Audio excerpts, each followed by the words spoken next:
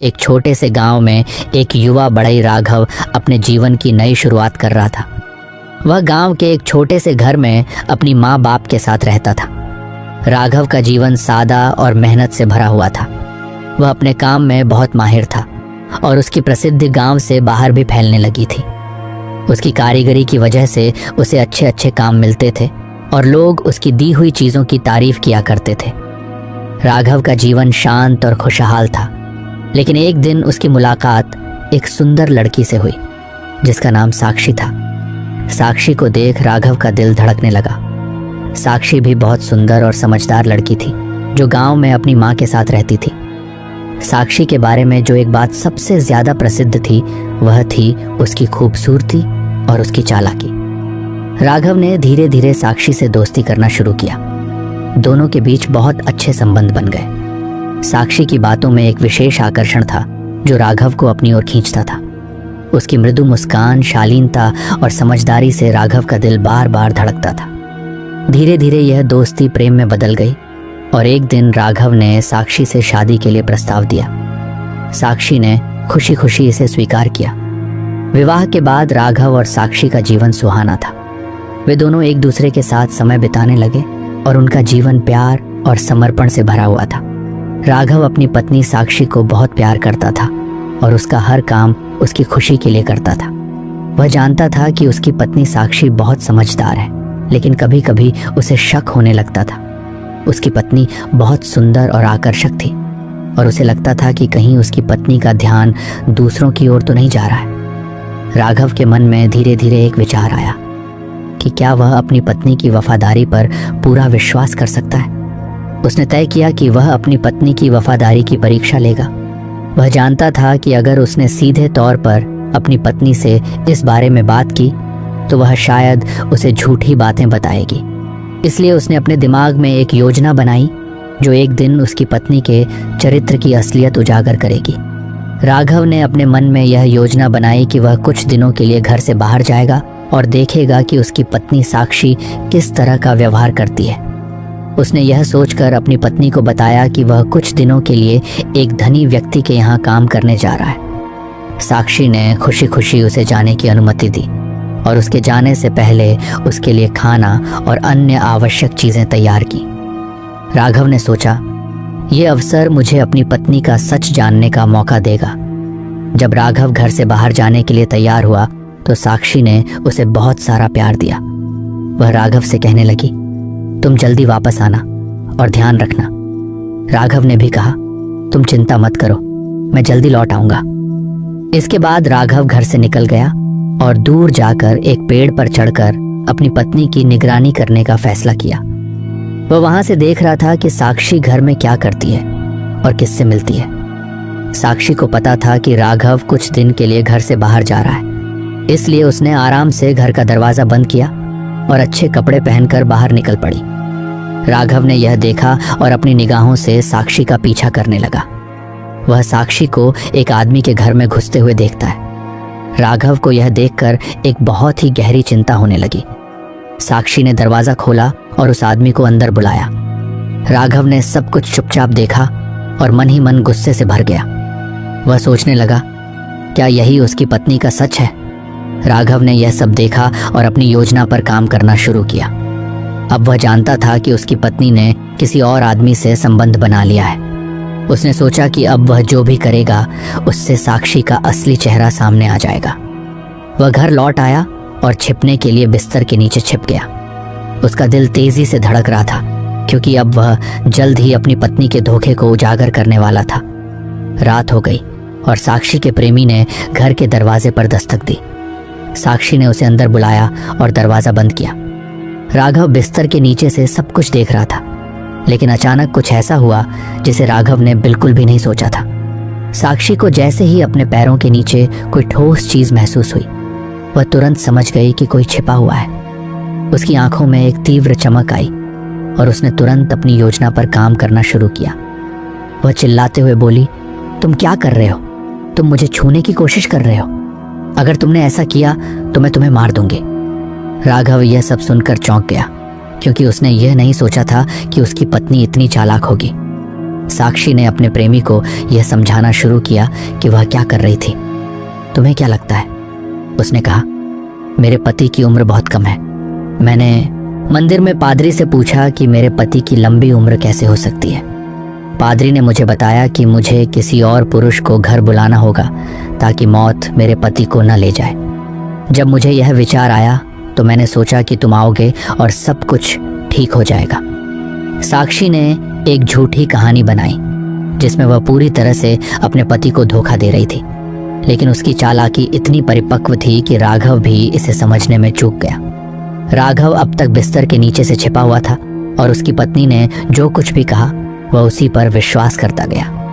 अंत में साक्षी ने राघव को गले लगाया और कहा, तुम तो बस कुछ नहीं समझ पाए, लेकिन मैं तुमसे बहुत प्यार करती हूँ। तुम चिंता मत करो, तुम्हारी लंबी उम्र के लिए मैंने सब कुछ किया। राघव उसे गले लगाकर खुश हो गया और उसकी पत्नी ने उसे पूरी तरह से बेवकूफ बना दिया था। यह कहानी एक उदाहरण है कि कभी भी किसी पर शक नहीं करना चाहिए, खासकर यदि आपने उस पर विश्वास किया हो। राघव ने अपनी पत्नी की वफादारी की परीक्षा लेने के लिए जो किया वह उसे महंगा पड़ा। इस कहानी से हमें यह सीखने को मिलता है कि विश्वास, प्यार और समझदारी से रिश्तों को संभालना चाहिए। कभी भी किसी पर शक करने से पहले हमें अपने दिल की सुननी चाहिए और विश्वास पर खड़ा रहना चाहिए। राघव की आंखों में अब भी हलचल थी, क्योंकि उसने जो कुछ भी देखा था वह उसे विश्वास में नहीं समा रहा था। उसकी पत्नी साक्षी ने उसे विश्वास दिलाने की पूरी कोशिश की थी, लेकिन वह दिल ही दिल में जानता था कि कुछ तो गलत है। वह अब अपने दिल की सुनने का निर्णय ले चुका था, क्योंकि उसका मन कह रहा था कि यह कुछ और है जिसे वह पूरी तरह से समझ नहीं पा रहा है। अगले कुछ दिनों में राघव खुद को बहुत अजीब महसूस कर रहा था। वह पूरी तरह से भ्रमित था और न तो वह अपनी पत्नी पर विश्वास कर पा रहा था, न ही उसे उसके झूठ को स्वीकार करने का साहस था। राघव सोचता, क्या उसने सही किया? क्या वह अपनी पत्नी की वफादारी पर शक करके कोई गलती कर रहा था? उसे यह महसूस हुआ कि केवल उसके शक ने उसके रिश्ते में दरार डाली थी, लेकिन क्या उसे अपनी पत्नी से सीधे तौर पर पूछने का साहस था? उसने तय किया कि अब वह अपनी पत्नी से खुलकर बात करेगा और जो भी सच्चाई है उसे जानने की कोशिश करेगा। राघव ने एक दिन साक्षी से धीरे धीरे पूछा, तुम्हें क्या लगता है, हमारी शादी को कुछ समय हो गया है? क्या हमारे रिश्ते में कोई समस्या है? साक्षी ने थोड़ी देर सोचा और फिर मुस्कुराते हुए कहा, कुछ भी नहीं है राघव, सब कुछ ठीक है, तुम चिंता मत करो। राघव को यह बातें सुनकर थोड़ा सुकून मिला, लेकिन उसका मन फिर भी असमंजस में था। वह जानता था कि अगर वह अब भी चुप रहा तो वह हमेशा इस दर्द को सहन करता रहेगा और कभी ना कभी उसे सच्चाई का पता चलेगा, लेकिन तब तक बहुत देर हो चुकी होगी। कुछ दिनों बाद राघव ने महसूस किया कि साक्षी के व्यवहार में कुछ बदल सा गया था। वह पहले जितनी खुशमिजाज और प्यार भरी नहीं थी। घर का माहौल पहले जैसा नहीं रहा था। राघव ने सोचा कि अब उसे अपनी योजना को एक कदम और आगे बढ़ाना चाहिए। उसने फिर से अपनी पत्नी के प्रति शक जताने का निर्णय लिया, लेकिन इस बार वह उसकी जांच बिना किसी पूर्वाग्रह के करना चाहता था। राघव ने एक दिन साक्षी से कहा, मैं कुछ दिनों के लिए शहर जा रहा हूँ, तुम मेरे बिना घर में अकेली रहोगी, ध्यान रखना। साक्षी ने एक हल्की मुस्कान के साथ जवाब दिया, तुम जा रहे हो तो मैं ध्यान रखूंगी, चिंता मत करो। राघव ने तय किया कि वह फिर से घर की निगरानी करेगा। इस बार उसने पेड़ पर चढ़ने की बजाय पास के खेत में एक जगह बनाई, जहां से वह घर के भीतर का सब कुछ देख सकता था। वह बहुत धैर्य से बैठा रहा, क्योंकि वह जानता था कि अब या तो उसकी पत्नी का सच सामने आएगा या फिर उसकी पूरी जिंदगी एक झूठ के धुंधलके में खो जाएगी। राघव ने देखा कि साक्षी फिर से अच्छे कपड़े पहनकर बाहर जाने की तैयारी कर रही थी। उसकी आंखों में एक बेचैनी थी और राघव ने उसे महसूस किया। जैसे ही साक्षी बाहर निकली, राघव ने उसका पीछा करना शुरू किया। वह साक्षी को वहीं आदमी के घर में जाते हुए देखता है। इस बार वह पहले की तरह उतनी चुपचाप नहीं था और राघव ने तय किया कि वह इस बार अपनी पत्नी को रंगे हाथ पकड़ लेगा। राघव ने जैसे ही देखा कि साक्षी और उसका प्रेमी घर में घुसे, उसका दिल तेजी से धड़कने लगा। वह पूरी तरह से सुनिश्चित था कि उसकी पत्नी उसे धोखा दे रही थी, लेकिन जो कुछ हुआ वह उसने सोचा भी नहीं था। जैसे ही वह घर के पास पहुंचा और बिस्तर के नीचे छिपने की तैयारी कर रहा था, अचानक साक्षी ने कुछ ऐसा किया जो राघव के होश उड़ा दिए। साक्षी ने बिस्तर के नीचे कुछ महसूस किया। उसने अचानक ही घबराकर अपने प्रेमी से कहा, तुम कुछ नहीं समझते, लेकिन मैं अब नहीं कर सकती। अगर तुमने मुझे छुआ तो मुझे तुम्हें मारना पड़ेगा। राघव यह सुनकर चौंक गया, क्योंकि यह वही पत्नी थी जिसे वह पूरी तरह से धोखा देने का आरोप लगा रहा था। साक्षी ने बहुत अच्छे तरीके से यह कहानी बनाई, जिसे सुनकर राघव को विश्वास हुआ। साक्षी ने कहा, देखो, मुझे अब क्या करना चाहिए। मेरे पति के जीवन को बचाने के लिए मुझे यह कदम उठाना पड़ा। मेरे पास एक तरीका था जो पादरी ने मुझे बताया था। उसने एक झूठी कहानी बनाई जिसमें उसने दावा किया कि पादरी ने कहा था कि यदि वह किसी और पुरुष को अपने घर बुलाए तो मौत उसके पति को न ले जाएगी। राघव सुनकर सन्न रह गया। वह समझ नहीं पा रहा था कि अब क्या किया जाए।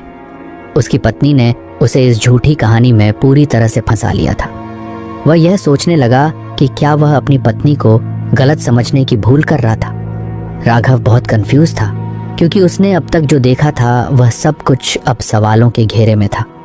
उसकी पत्नी ने इतनी चतुराई से उसे विश्वास दिलाया कि उसे खुद ही यह महसूस हुआ कि वह बहुत बड़ा भ्रम पाले बैठा था। लेकिन क्या यह सब कुछ सच था? राघव ने साक्षी को गले लगाया और सोचा, अगर मेरी पत्नी इतना बड़ा त्याग कर रही है तो मैं उसे क्यों शक कर रहा था। साक्षी ने राघव को गले से लगा लिया और कहा, तुम बिल्कुल सही सोच रहे हो, मैंने तुम्हारे लिए सब कुछ किया है। राघव अब पूरी तरह से भ्रमित था, लेकिन क्या वह फिर से सच्चाई जानने की हिम्मत जुटा पाएगा? राघव अब पूरी तरह से भ्रमित था। साक्षी ने उसे जो कहानी सुनाई थी वह बहुत तर्क संगत और भावनात्मक थी।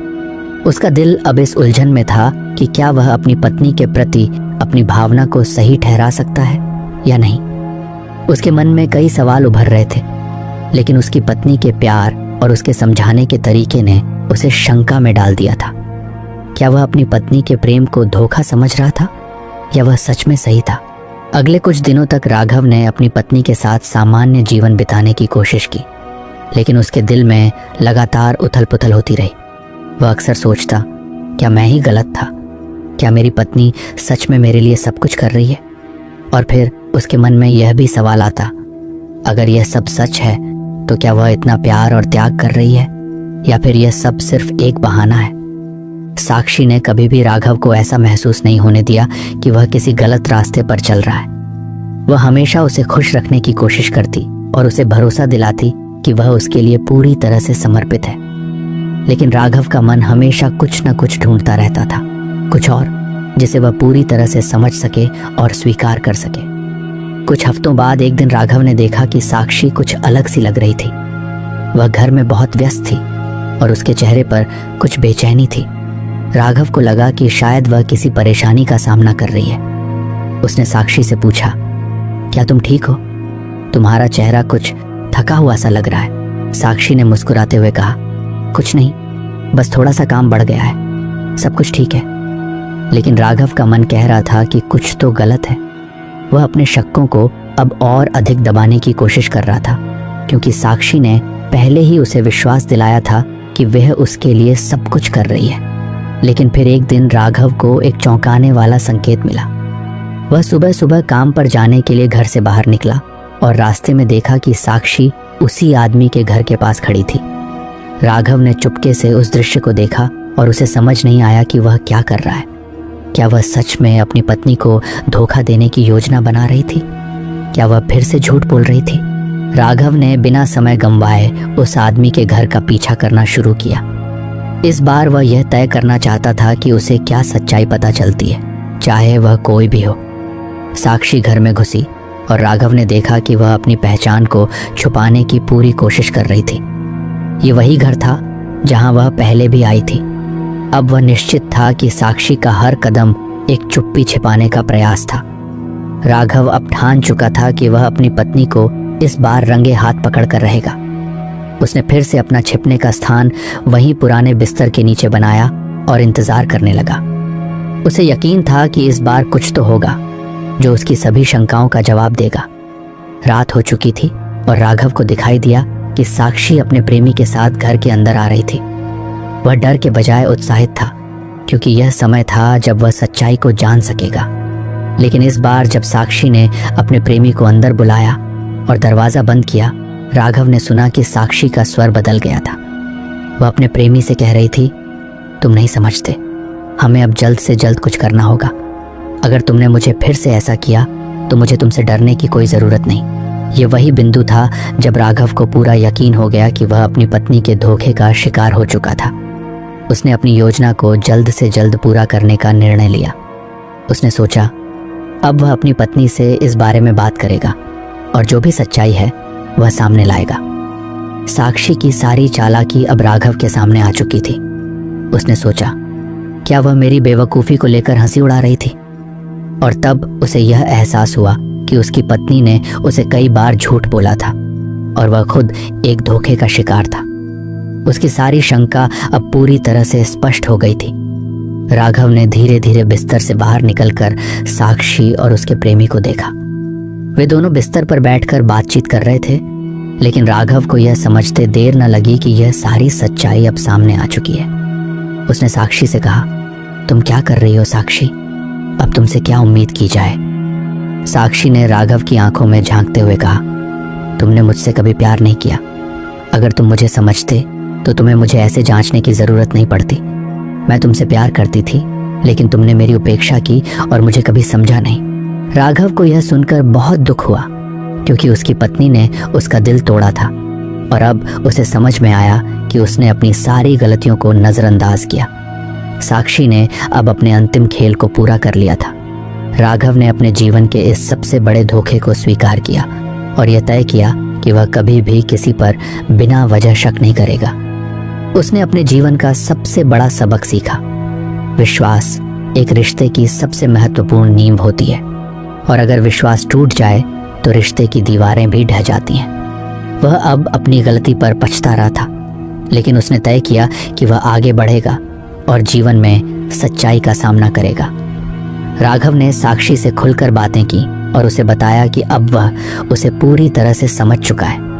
हालांकि यह उसके लिए बेहद कठिन था, क्योंकि उसने अपनी पत्नी पर कभी शक नहीं किया था, लेकिन जो उसने किया उससे अब उसके दिल में केवल खालीपन और पछतावा था। वह सोचने लगा कि आखिरकार रिश्ते में इतनी बड़ी दूरी क्यों आई? क्या उसने पहले अपने दिल की सुनवाई थी? क्या उसने सच्चे प्रेम को पहचानने में चूक की थी? वह अपने फैसलों पर गंभीरता से विचार करता रहा। अब जब उसका दिल पूरी तरह से टूट चुका था, तो क्या उसे अपनी पत्नी से सच्चाई के बारे में पूछने का कोई अधिकार था? क्या वह सच में उस प्यार और विश्वास को फिर से पा सकता था जो उसने खो दिया था? राघव ने तय किया कि उसे इस सब से सीख लेना होगा। अब वह खुद से और अपनी जिंदगी से सवाल पूछने लगा। उसने सोचा, क्यों ना मैं अपने जीवन की इस गलती से कुछ सीखूं और आगे बढ़ूं। वह अपनी जिंदगी को फिर से सही दिशा में ले जाने की कोशिश करने लगा। इस बार वह दूसरों पर शक करने के बजाय अपने रिश्तों को ईमानदारी से जीने का प्रयास करेगा। साक्षी के धोखे ने राघव को बहुत कुछ सिखाया, लेकिन अब उसने फैसला किया था कि उसे अपनी जिंदगी को फिर से एक नई दिशा देनी होगी। साक्षी ने राघव को जो छल किया वह सच्चाई के सामने आ चुका था और उसने राघव से खुलकर अपने कामों की सफाई दी थी। अब राघव को साक्षी के बारे में सभी बातें स्पष्ट हो चुकी थीं। वह जानता था कि साक्षी के लिए यह सब उसके निजी फायदे के लिए था, लेकिन क्या यह सब किसी रिश्ते के लिए सही था? उसने सोचा, क्या सच्चे प्यार में यह सब जायज़ है? राघव ने साक्षी से कहा, मैं तुमसे हमेशा प्यार करता था, लेकिन तुम्हारे द्वारा किए गए इन गलतियों ने मेरे दिल को तोड़ा है। मैं अब उस प्यार को वापस नहीं पा सकता और मुझे यही समझने की ज़रूरत है कि हमें अपने जीवन में एक दूसरे का सम्मान करना चाहिए। साक्षी के चेहरे पर न तो पछतावा था और न ही कोई अफसोस। वह बस अपनी गलती स्वीकार करने के बजाय उसे सही ठहराने की कोशिश करती रही। वह जानती थी कि राघव अब उससे दूर जा चुका था। उसने राघव से कहा, अगर तुम यही चाहते हो तो ठीक है, तुम जाओ, मैं अब अपने रास्ते पर चल सकती हूँ। ये राघव के लिए एक बहुत कठिन पल था, लेकिन उसने अपने दिल की सुनकर यही निर्णय लिया कि उसे आगे बढ़ना होगा। राघव अब खुद को न केवल इस रिश्ते में बल्कि अपनी जिंदगी में एक नया दिशा देने की कोशिश कर रहा था। उसने सोचा, मैंने जितनी भी गलतियां की हैं, अब मुझे उनसे सीखने की ज़रूरत है। उसने अपनी ज़िंदगी को पुनः दिशा देने के लिए मानसिक रूप से तैयार किया। उसके मन में यह विचार था कि अब उसे रिश्तों में भरोसा और ईमानदारी को सबसे ऊपर रखना होगा। वह जानता था कि अब उसे अपने दिल की बातों पर विश्वास करना होगा और अपनी अगली यात्रा को बिना किसी डर और संकोच के शुरू करना होगा। राघव ने तय किया कि वह अपने परिवार और दोस्तों के साथ समय बिताएगा और अपनी खोई हुई आत्मसम्मान को फिर से प्राप्त करेगा। कुछ समय बाद राघव ने महसूस किया कि जीवन में सिर्फ रोमांटिक रिश्ते ही सब कुछ नहीं होते। परिवार, दोस्त और खुद से रिश्ते भी उतने ही महत्वपूर्ण होते हैं। उसने अपने पुराने दोस्तों के साथ फिर से संबंध मजबूत करने की शुरुआत की। वह जानता था कि रिश्ते में विश्वास, सम्मान और एक दूसरे का ख्याल रखना बेहद जरूरी होता है। राघव ने अपनी यात्रा पर ध्यान केंद्रित किया और खुद को सुधारने के प्रयास किए। वह अब ज्यादा आत्मनिर्भर था और उसकी मानसिकता पूरी तरह से बदल चुकी थी। उसने यह महसूस किया कि वह खुद के साथ खुश रह सकता था और किसी अन्य के बिना भी जीवन को पूरी तरह से जी सकता था। राघव के जीवन ने अब एक नया मोड़ लिया था। उसने हर स्थिति में शांत रहने और हर चीज को समझने की कोशिश की। वह जानता था कि जीवन में हमें कभी भी किसी चीज से भागना नहीं चाहिए, न केवल रिश्तों से बल्कि अपने डर और भ्रम से भी हमें अपनी राह पर चलना चाहिए। राघव ने अब अपनी जिंदगी में सच्चे प्यार की महत्ता को समझा और यह जान लिया कि प्रेम केवल एक भावना नहीं बल्कि एक जिम्मेदारी भी है। उसने अपने जीवन के इस कठिन अनुभव से सीखा कि विश्वास और ईमानदारी रिश्तों में सबसे बड़ी नींव होते हैं। राघव अब खुद को एक नए इंसान के रूप में देखता था। उसने अपने सभी अनुभवों को एक मार्गदर्शक की तरह लिया और दूसरों को भी सच्चे प्यार और ईमानदारी के महत्व को समझाने का काम किया। वह जानता था कि जो कुछ भी हुआ वह एक कठिन रास्ता था, लेकिन वही रास्ता उसे बेहतर इंसान बना गया। अगली कहानी बुनकर और राजकुमारी। यह कहानी एक छोटे से गांव सरसपुर की है, जो घने जंगलों, हरे भरे खेतों और शांत नदियों से घिरा हुआ था। गांव की सादगी और प्राकृतिक सुंदरता ने हमेशा ही वहां रहने वालों के दिलों को शांति दी थी। लोग यहाँ अपने छोटे छोटे खेतों में काम करते, अपने परिवार के साथ प्रेम से रहते और एक दूसरे की मदद करते।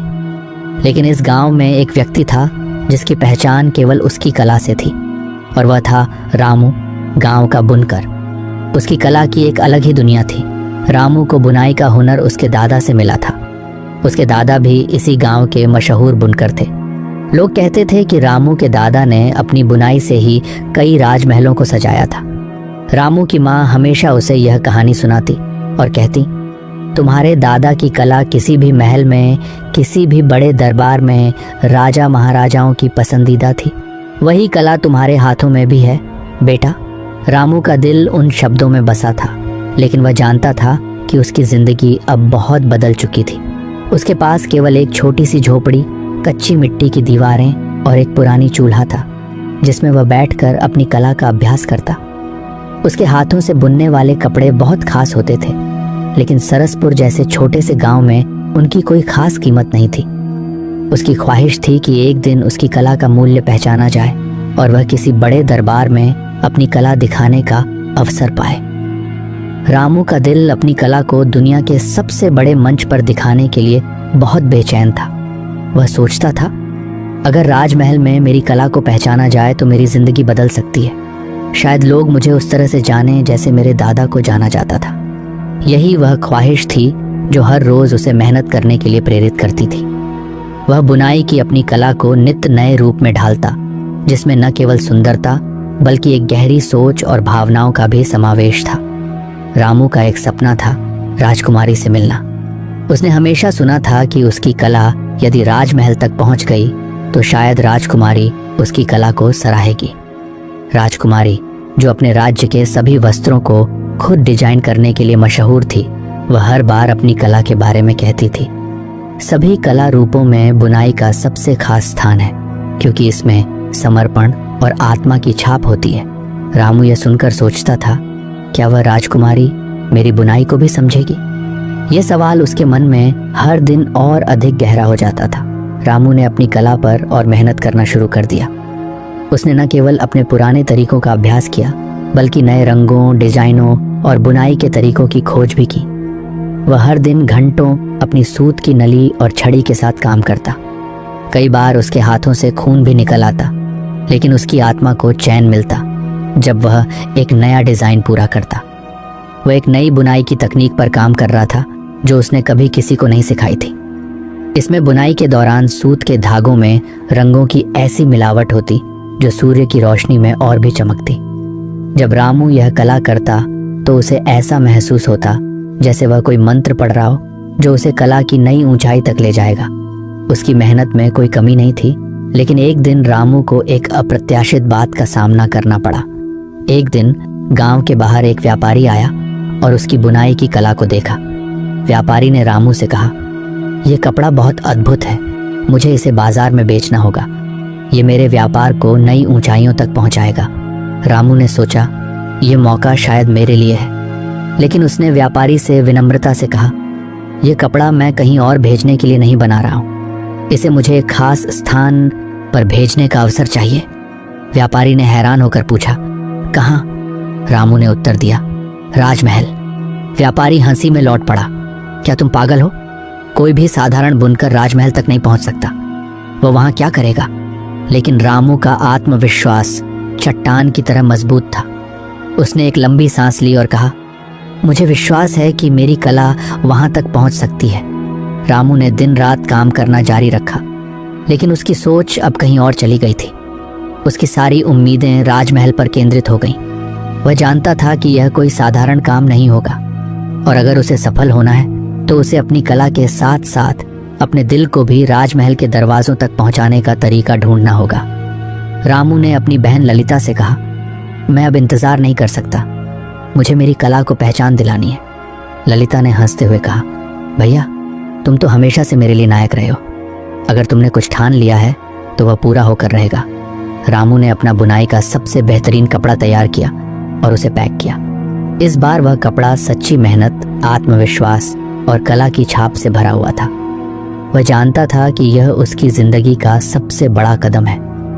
उसने उस कपड़े को गांव के सबसे भरोसेमंद व्यापारी के हाथों भेज दिया, जो उसे राजमहल तक पहुंचाएगा। ललिता ने उसे आशीर्वाद दिया, तुम जीतोगे भैया, तुम्हारे सपने तुम्हारे साथ हैं। रामू ने अपने दिल में एक नई उम्मीद के साथ यात्रा शुरू की। वह जानता था कि यह सिर्फ शुरुआत है, लेकिन उस शुरुआत ने उसकी दुनिया को बदलने का वादा किया था। अब उसकी कला के लिए, उसकी मेहनत के लिए और सबसे बढ़कर उसके सपनों के लिए एक नई दिशा थी। आगे हम देखेंगे कि रामू के सपने किस तरह से वास्तविकता के करीब पहुंचते हैं और वह राजकुमारी से कैसे मिलता है। रामू के दिल में एक नई उम्मीद और दृढ़ संकल्प था। वह जानता था कि उसकी यात्रा आसान नहीं होगी, लेकिन फिर भी वह राजमहल की ओर बढ़ने के लिए तैयार था। उसके पास केवल एक चीज थी, सच्ची कला और कड़ी मेहनत। अब उसकी मेहनत को पहचानने का समय था और वह यह साबित करना चाहता था। गांव के लोग जानते थे कि रामू का सपना बहुत बड़ा था, लेकिन किसी को यह विश्वास नहीं था कि वह कभी राजमहल तक पहुंच सकेगा। अधिकतर लोग उसकी बातों को केवल एक बच्चे का ख्वाब समझते थे, लेकिन रामू को अपनी कला पर पूरा यकीन था। उसे पता था कि अगर एक बार राजकुमारी उसकी कला देख ले तो उसकी मेहनत रंग लाएगी। रामू ने व्यापारी के माध्यम से जो कपड़ा राजमहल भेजा था, वह अपने आप में एक उत्कृष्ट कृति थी। उसकी बुनाई में नए रंग, डिजाइन और बारीकियों का ऐसा मेल था जिसे देखने के बाद कोई भी उसकी सराहना किए बिना नहीं रह सकता था। उसने कपड़े में ऐसा जादू बुनने की कोशिश की थी जो केवल उसकी मेहनत और उसकी कला को दिखाए, और यही उसकी पहचान बनने वाली थी। रामू के दिल में उत्साह था, लेकिन साथ ही चिंता भी। क्या उसकी कला राजकुमारी तक पहुंच पाएगी? क्या वह इस कला को देखेगी और पहचान पाएगी? इन सवालों के साथ वह अपने गांव से निकल पड़ा। यात्रा लंबी थी, रास्ते कठिन थे और एक बुनकर के पास सिर्फ अपनी कला और थोड़ी सी धनराशि थी, लेकिन रामू को अपने सपने को पूरा करने का जुनून था और यही उसे आगे बढ़ने की ताकत दे रहा था। राजमहल की ओर रास्ता लंबा और कठिन था। हर जगह पर यात्रा करने वाले यात्री मिलते थे जो अपनी मंजिल पर जा रहे थे, लेकिन रामू का उद्देश्य बिल्कुल अलग था। वह एक बुनकर था, लेकिन उसका दिल किसी दरबारी के समान बड़ा था और उसकी कला उसकी सबसे बड़ी धरोहर थी। वह कई दिनों तक चलता रहा, रास्ते में कई गांवों से गुजरता, लेकिन उसकी आंखों में एक ही लक्ष्य था, राजमहल तक पहुंचना। अंततः 1 महीने बाद वह राजमहल के पास पहुंचने में सफल हो गया। उसने खुद को उन विशाल महलों के सामने खड़ा पाया जिनके बारे में वह बचपन से सुनता आया था। उसे समझ में आया कि सपना सच होने की दिशा में यह एक बड़ा कदम था, लेकिन अब असली चुनौती सामने थी। क्या वह दरबार तक पहुंच पाएगा और क्या उसकी कला को राजकुमारी तक पहुंचने का मौका मिलेगा? राजमहल का वातावरण ही कुछ अलग था। विशाल द्वार, सुंदर बगीचे, सोने की चमचमाती छतें और चारों ओर फैली हुई शाही शान, ये सब एक छोटे से गांव के बुनकर के लिए एक नया संसार था। रामू का दिल धड़क रहा था। वह महल के अंदर जाने के लिए डरते हुए लेकिन दृढ़ संकल्प से भरा हुआ था। उसके पास कपड़ा था जिसे उसे राजकुमारी तक पहुंचाना था, और यह उसकी मेहनत और जीवन का सबसे बड़ा अवसर था। राजमहल के दरवाजे पर एक गार्ड खड़ा था। रामू ने साहस जुटाया और उसे बताया कि वह राजकुमारी के दरबार में अपनी कला प्रस्तुत करने आया है। गार्ड ने उसकी बातों को सुना, लेकिन उसे यह आशंका थी कि एक साधारण बुनकर को राजकुमारी तक पहुंचने का मौका मिल सकता है या नहीं। फिर भी उसने रामू को एक मौका दिया और उसे अंदर जाने का मार्ग दिखाया। राजमहल के अंदर कदम रखते ही रामू को अलग ही दुनिया का एहसास हुआ। हर जगह शाही वस्त्रों में लिपटी महिलाएं, सेनापतियों से घिरे हुए राजा और खचाखच भरे दरबार में एक तरह का अनुशासन था। लेकिन रामू के दिल में एक आग थी, उसकी कला, जो वह चाहता था कि राजकुमारी देखे और सराहे। वह धीरे धीरे अंदर की ओर बढ़ा और अंततः राजकुमारी के पास पहुंच गया। राजकुमारी एक उच्च सिंहासन पर बैठी हुई थी। उसके चारों ओर दरबारी लोग खड़े थे। रामू ने अपने कपड़े को सामने रखा और उसके दिल में यह सवाल था, क्या वह राजकुमारी उसकी कला को पहचान पाएगी? राजकुमारी ने रामू को देखा और उसकी आंखों में उस छोटे से गांव के बुनकर की मेहनत और समर्पण की झलक पाई। उसकी आंखों में कोई विशेष बात थी जो राजकुमारी को आकर्षित करती थी। रामू ने निडर होकर कहा, महारानी, यह कपड़ा मेरे दिल की गहराई से बुन गया है। मैंने इसमें अपना हर सपना, हर भावना और अपनी पूरी मेहनत डाली है। राजकुमारी ने कपड़े को ध्यान से देखा। उसमें इतनी सुंदरता और सटीकता थी कि राजकुमारी एक पल के लिए चुप हो गई। वह जानती थी कि यह कोई सामान्य कपड़ा नहीं था। इसके हर धागे में जीवन की एक गहरी कहानी थी, और यह कपड़ा न केवल बुनाई का बल्कि कला और प्रेम का भी प्रतीक था। राजकुमारी ने सराहना करते हुए कहा, तुम्हारी कला अद्भुत है। यह सिर्फ कपड़ा नहीं बल्कि एक पूरा संसार है जिसे तुमने अपने हाथों से बुना है। तुम जिस धैर्य और सृजनात्मकता से काम करते हो वह बहुत ही दुर्लभ है। रामू का दिल खुशी से भर गया। उसने कभी सोचा नहीं था कि किसी दिन राजकुमारी से ऐसी सराहना मिलेगी। उसे समझ में आ गया कि मेहनत और समर्पण का फल हमेशा मिलता है। राजकुमारी ने आदेश दिया, इस बुनकर को मेरे दरबार में सम्मानित किया जाए और उसकी कला को राज्य भर में प्रसारित किया जाए। रामू ने अपनी आंखों में आंसू छलकते हुए सिर झुकाया। वह जानता था कि उसकी जिंदगी का सबसे बड़ा सपना अब पूरा हो गया था। अब वह केवल एक बुनकर नहीं बल्कि राजकुमारी के दरबार में सम्मानित एक कलाकार था। राजकुमारी की सराहना ने रामू को न केवल सम्मान दिया बल्कि उसे यह भी सिखाया कि किसी भी काम में सच्ची मेहनत और समर्पण से बड़ी कोई चीज नहीं होती। रामू का सपना अब पूरा हो चुका था। उसकी कला को राजमहल में पहचाना गया और वह अब दुनिया भर में प्रसिद्ध था। लेकिन रामू का दिल कभी भी गांव की सादगी और अपनी कला से दूर नहीं हुआ। उसने हमेशा अपने छोटे से गांव को याद किया और वहां की जिंदगी को कभी नहीं भुलाया। उसकी यात्रा ने उसे यह सिखाया कि अगर दिल में सच्चा इरादा हो तो कोई भी सपना हासिल किया जा सकता है। रामू की जिंदगी में वह दिन कभी नहीं भूल सकता जब राजकुमारी ने उसकी कला को सराहा था। वह जानता था कि यह केवल एक शुरुआत थी और इसके बाद उसका जीवन एक नए मोड़ पर आ चुका था। राजमहल में उसकी पहचान बन चुकी थी और उसकी बुनाई की कला राज्य भर में प्रसिद्ध हो गई थी। लेकिन जो उसने अपनी कला के लिए किया था वह केवल एक लक्ष्य नहीं था। वह चाहता था कि उसकी कला राजकुमारी के दिल में एक खास स्थान बनाए, क्योंकि राजकुमारी से मिली सराहना ने उसे एक नई दिशा दी थी। राजमहल में उसकी स्थिति अब काफी मजबूत हो गई थी। वह समय समय पर दरबार में बुलाया जाने लगा और अपनी कला की नई नई कृतियां पेश करता।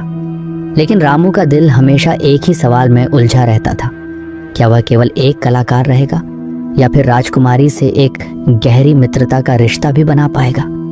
राजकुमारी के साथ उसकी पहली मुलाकात ने उसे यह समझने का मौका दिया था कि वह सिर्फ एक बुनकर नहीं था, बल्कि उसकी कला में एक ऐसी ताकत थी जो दिलों को छू सकती थी। राजकुमारी भी अब उसे और उसकी कला को समझने लगी थी। उसे रामू की सादगी और ईमानदारी बहुत भाती थी। दरबार में कई बार उसने रामू से अपने विचार साझा किए और हर बार रामू की आंखों में एक ऐसी गहरी भावना होती जो किसी और में नहीं दिखाई देती।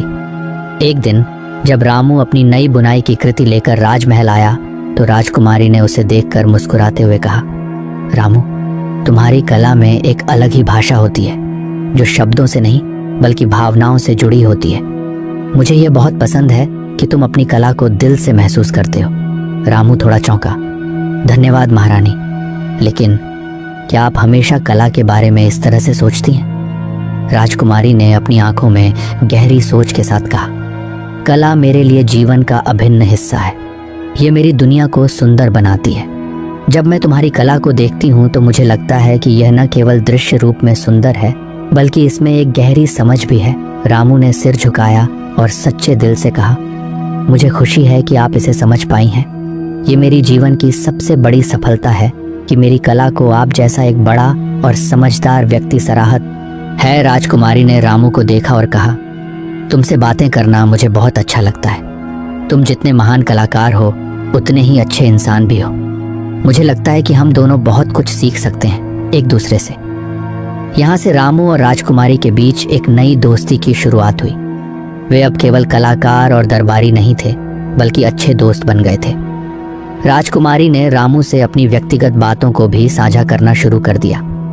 उसने उसे बताया कि वह राजमहल के भीतर बहुत अकेली महसूस करती थी, क्योंकि दरबार में अधिकांश लोग केवल उसके राजकुमार बनने का इंतजार करते थे, न कि उसकी असली पहचान को समझते थे।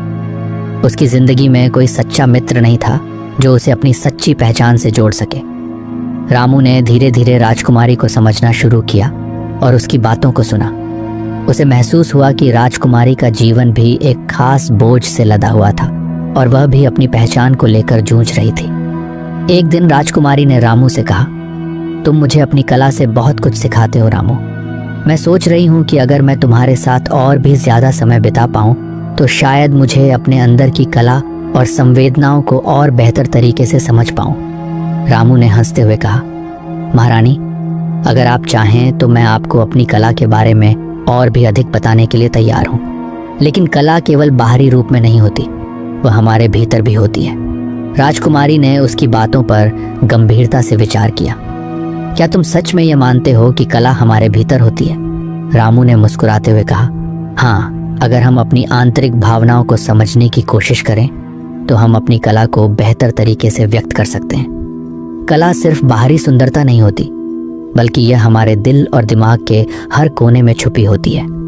राजकुमारी को रामू की यह बात बहुत गहरी लगी। उसने सोचा, अगर रामू की तरह साधारण जीवन जीने वाले व्यक्ति की कला इतनी गहरी हो सकती है तो मैं भी अपनी पहचान को और बेहतर तरीके से समझ सकती हूँ। अब दोनों के बीच एक गहरा रिश्ता बन चुका था। वे एक दूसरे से न केवल कला के बारे में बल्कि जिंदगी के बारे में भी बातें करने लगे थे। राजकुमारी के लिए रामू एक सच्चे मित्र के रूप में उभरा था और रामू के लिए राजकुमारी अब केवल एक शाही व्यक्तित्व नहीं बल्कि एक मित्र और सहायक बन चुकी थी। अब रामू को एहसास हुआ कि उसकी जिंदगी में एक नई दिशा आ चुकी है। उसकी कला ने उसे राजमहल में एक विशिष्ट स्थान दिलाया था, लेकिन उससे भी बड़ी बात यह थी कि उसने एक सच्चे दोस्त के रूप में राजकुमारी को पाया था। वह समझता था कि यह दोस्ती केवल राजमहल तक सीमित नहीं रहेगी बल्कि यह उनके जीवन के किसी और पहलू में भी असर डालेगी। राजकुमारी और रामू के बीच बढ़ती मित्रता ने राजमहल के वातावरण को भी बदलना शुरू कर दिया। राजमहल के लोग अब रामू को केवल एक कलाकार के रूप में नहीं बल्कि एक खास व्यक्ति के रूप में मानने लगे थे। उसकी कला में अब केवल रंग और रूप नहीं थे बल्कि उसमें गहरी समझ और भावनाओं की भी छाप थी जो लोगों के दिलों को छूने में सक्षम थी। राजकुमारी ने रामू से कहा, तुमसे मिलकर मैंने बहुत कुछ सीखा है। मैं चाहती हूँ कि हम एक साथ मिलकर और भी बड़े प्रोजेक्ट्स पर काम करें ताकि हम दोनों अपनी कला को और भी ज्यादा उभार सकें। रामू ने मुस्कुराते हुए कहा, यह मेरे लिए गर्व की बात होगी। हम दोनों मिलकर कुछ नया करेंगे जो राजमहल और राज्य के लोगों को एक नई दिशा दे सके। राजकुमारी और रामू का यह नया अध्याय केवल एक दोस्ती नहीं बल्कि एक साझी मेहनत का भी संकेत था। उन्होंने मिलकर नए कपड़े डिजाइन करना शुरू किया और राजमहल में एक नई कला प्रदर्शनी का आयोजन किया। यह प्रदर्शनी सिर्फ रामू और राजकुमारी की कला का नहीं बल्कि उनके बीच की दोस्ती और साझेदारी का भी प्रतीक बन गई। रामू की यात्रा अब एक नई दिशा में बढ़ रही थी। उसने राजमहल में अपनी कला को पहचान दिलाई, लेकिन उससे भी बड़ी बात यह थी कि उसने एक सच्चे दोस्त के रूप में राजकुमारी को पाया था। दोनों का रिश्ता अब केवल कला तक सीमित नहीं था बल्कि यह एक गहरी दोस्ती और समझदारी में बदल चुका था। यह कहानी केवल कला और मेहनत की नहीं बल्कि दोस्ती, समर्पण और एक दूसरे के विचारों को समझने की भी थी।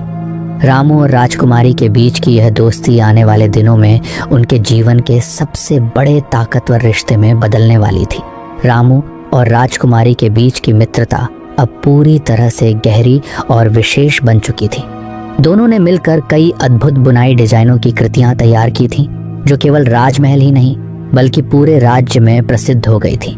राजमहल में आयोजित कला प्रदर्शनी ने राज्य के लोगों को यह दिखा दिया था कि कला केवल उच्च दरबार के लोगों तक सीमित नहीं होती बल्कि इसे हर किसी के दिल में जगह मिल सकती है। यह सब कुछ राजकुमारी और रामू की मेहनत और साझी भावना का परिणाम था। लेकिन यह यात्रा केवल एक कलाकार और शाही परिवार के सदस्य की नहीं थी बल्कि यह दो विभिन्न दुनियाओं के बीच एक सेतु बनने की कहानी भी थी। रामू एक साधारण बुनकर और राजकुमारी जो कभी अपने दरबार में अकेली और संजीदा महसूस करती थी, अब एक दूसरे से बहुत कुछ सीख चुके थे। राजमहल में एक दिन जब रामू और राजकुमारी बुनाई के नए डिजाइनों पर चर्चा कर रहे थे तो राजकुमारी ने गंभीर होकर कहा, रामू, तुमसे मिलकर मुझे बहुत कुछ सीखने को मिला है। पहले मुझे लगता था कि कला केवल उच्च दरबार के लिए ही हो सकती है, लेकिन तुम्हारी मेहनत ने मुझे यह समझाया कि कला की कोई सीमा नहीं होती। अब मुझे महसूस हो रहा है कि मुझे अपनी स्थिति का सही उपयोग करना चाहिए ताकि मैं और अधिक लोगों तक पहुंच सकूं और उनकी कला को दुनिया के सामने ला सकूं। रामू ने उसकी बातों को सुना और कहा, महारानी, अगर आप चाहें तो हम एक साथ मिलकर राज्य भर में बुनाई और कला को एक नई दिशा दे सकते हैं। केवल राजमहल तक सीमित रहने से यह कला बड़ी नहीं हो सकती। हमें इसे पूरे राज्य के लोगों तक पहुंचाना होगा ताकि वे अपनी कला को पहचान सकें। राजकुमारी की आंखों में एक चमक आ गई। उसने दृढ़ निश्चय से कहा, तुम सही कहते हो रामू, मैं चाहती हूँ कि इस राज्य के हर कोने में कला का प्रचार हो और हर व्यक्ति अपनी कला से आत्मनिर्भर हो। हम साथ मिलकर इसे संभव बना सकते हैं। इस निश्चय ने दोनों के रिश्ते को और भी मजबूत कर दिया। यह सिर्फ कला का प्रचार नहीं था बल्कि यह एक नई सोच, एक नई दिशा का आगाज था। रामू और राजकुमारी ने मिलकर राज्य के विभिन्न हिस्सों में कला केंद्र स्थापित करने की योजना बनाई, जहां लोग अपनी कला सीख सकें, उसे सुधार सकें और पेशेवर रूप से उसे प्रदर्शित कर सकें।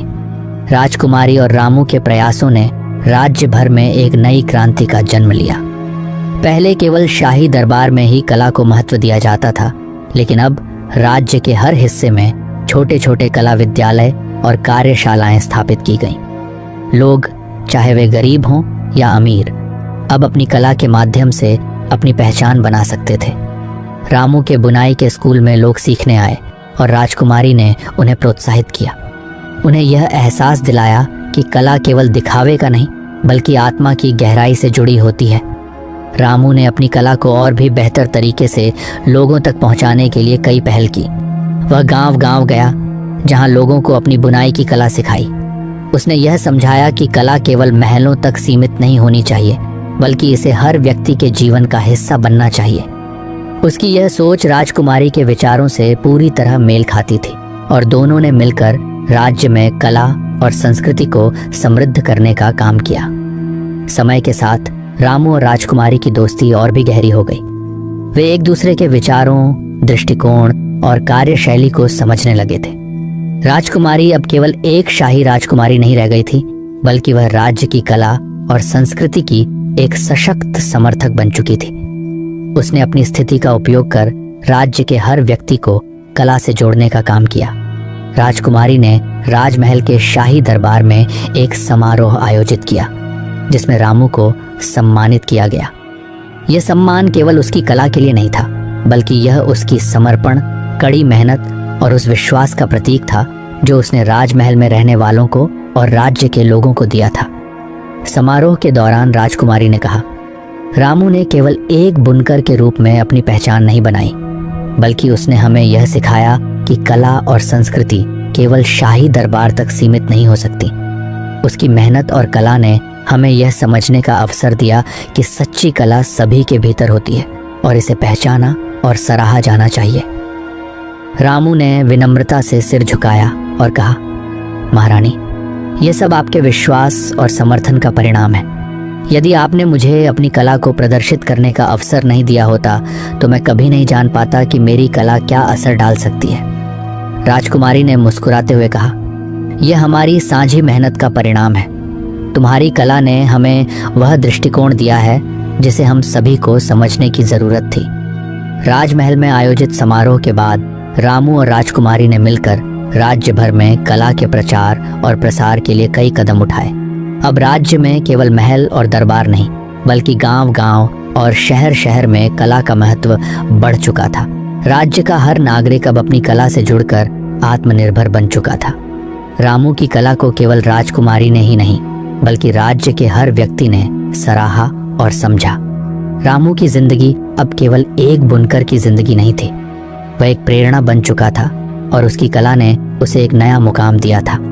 उसने अपनी मेहनत और समर्पण से यह साबित किया कि सच्ची कला कभी भी सीमाओं में नहीं बन सकती। राजकुमारी और रामू की दोस्ती अब केवल एक व्यक्तिगत रिश्ते तक सीमित नहीं थी, बल्कि यह राज्य भर के कला प्रेमियों के लिए एक उदाहरण बन चुकी थी। यह कहानी एक साधारण बुनकर और एक राजकुमारी की नहीं, बल्कि दो आत्माओं की यात्रा है जिन्होंने एक दूसरे से सच्ची मित्रता और समझदारी सीखी। उनकी मित्रता ने न केवल उनके जीवन को बदला, बल्कि पूरे राज्य की कला और संस्कृति को भी एक नई दिशा दी। और इस तरह उनकी यात्रा एक नई शुरुआत की ओर बढ़ी, जो कला, दोस्ती और समर्पण की ताकत को दुनिया के सामने लाती है। अगली कहानी, अकेली राजकुमारी। राजकुमारियों की दुनिया हमेशा से राजमहल और धूमधाम से भरी होती है, लेकिन कभी कभी किसी की जिंदगी ऐसी जटिल हो जाती है कि उन्हें अपनी अकेली यात्रा शुरू करनी पड़ती है। ये कहानी एक ऐसी राजकुमारी की है जिसका नाम था ज़ा माया। वह एक दूरस्थ राज्य की राजकुमारी थी जिसका नाम सोनपुर था। सोनपुर एक बहुत ही समृद्ध और सुशासन वाला राज्य था। यहाँ की हवाएं स्वच्छ, आकाश नीला और जंगल हरे भरे थे। राजमहल बहुत भव्य था और वहाँ की दीवारें सोने चांदी से सजी हुई थीं। माया का बचपन इन आलीशान महलों में बिता था, जहाँ उसकी सारी इच्छाएं पूरी होती थीं। उसकी माँ रानी अनुराधा और पिता राजा रणधीर बहुत ही नेक और समझदार शासक थे। माया हमेशा खुश रहती थी, लेकिन एक दिन उसकी जिंदगी में एक बड़ा बदलाव आया। उसकी माँ की तबीयत खराब होने लगी और धीरे धीरे वह अस्वस्थ हो गई। राजा रणधीर अपने राज्य के कामों में व्यस्त रहते थे और माया का ध्यान रखने वाला कोई नहीं था। रानी अनुराधा ने अपनी बेटी को एक दिन अपने पास बुलाया और एक गंभीर बात की।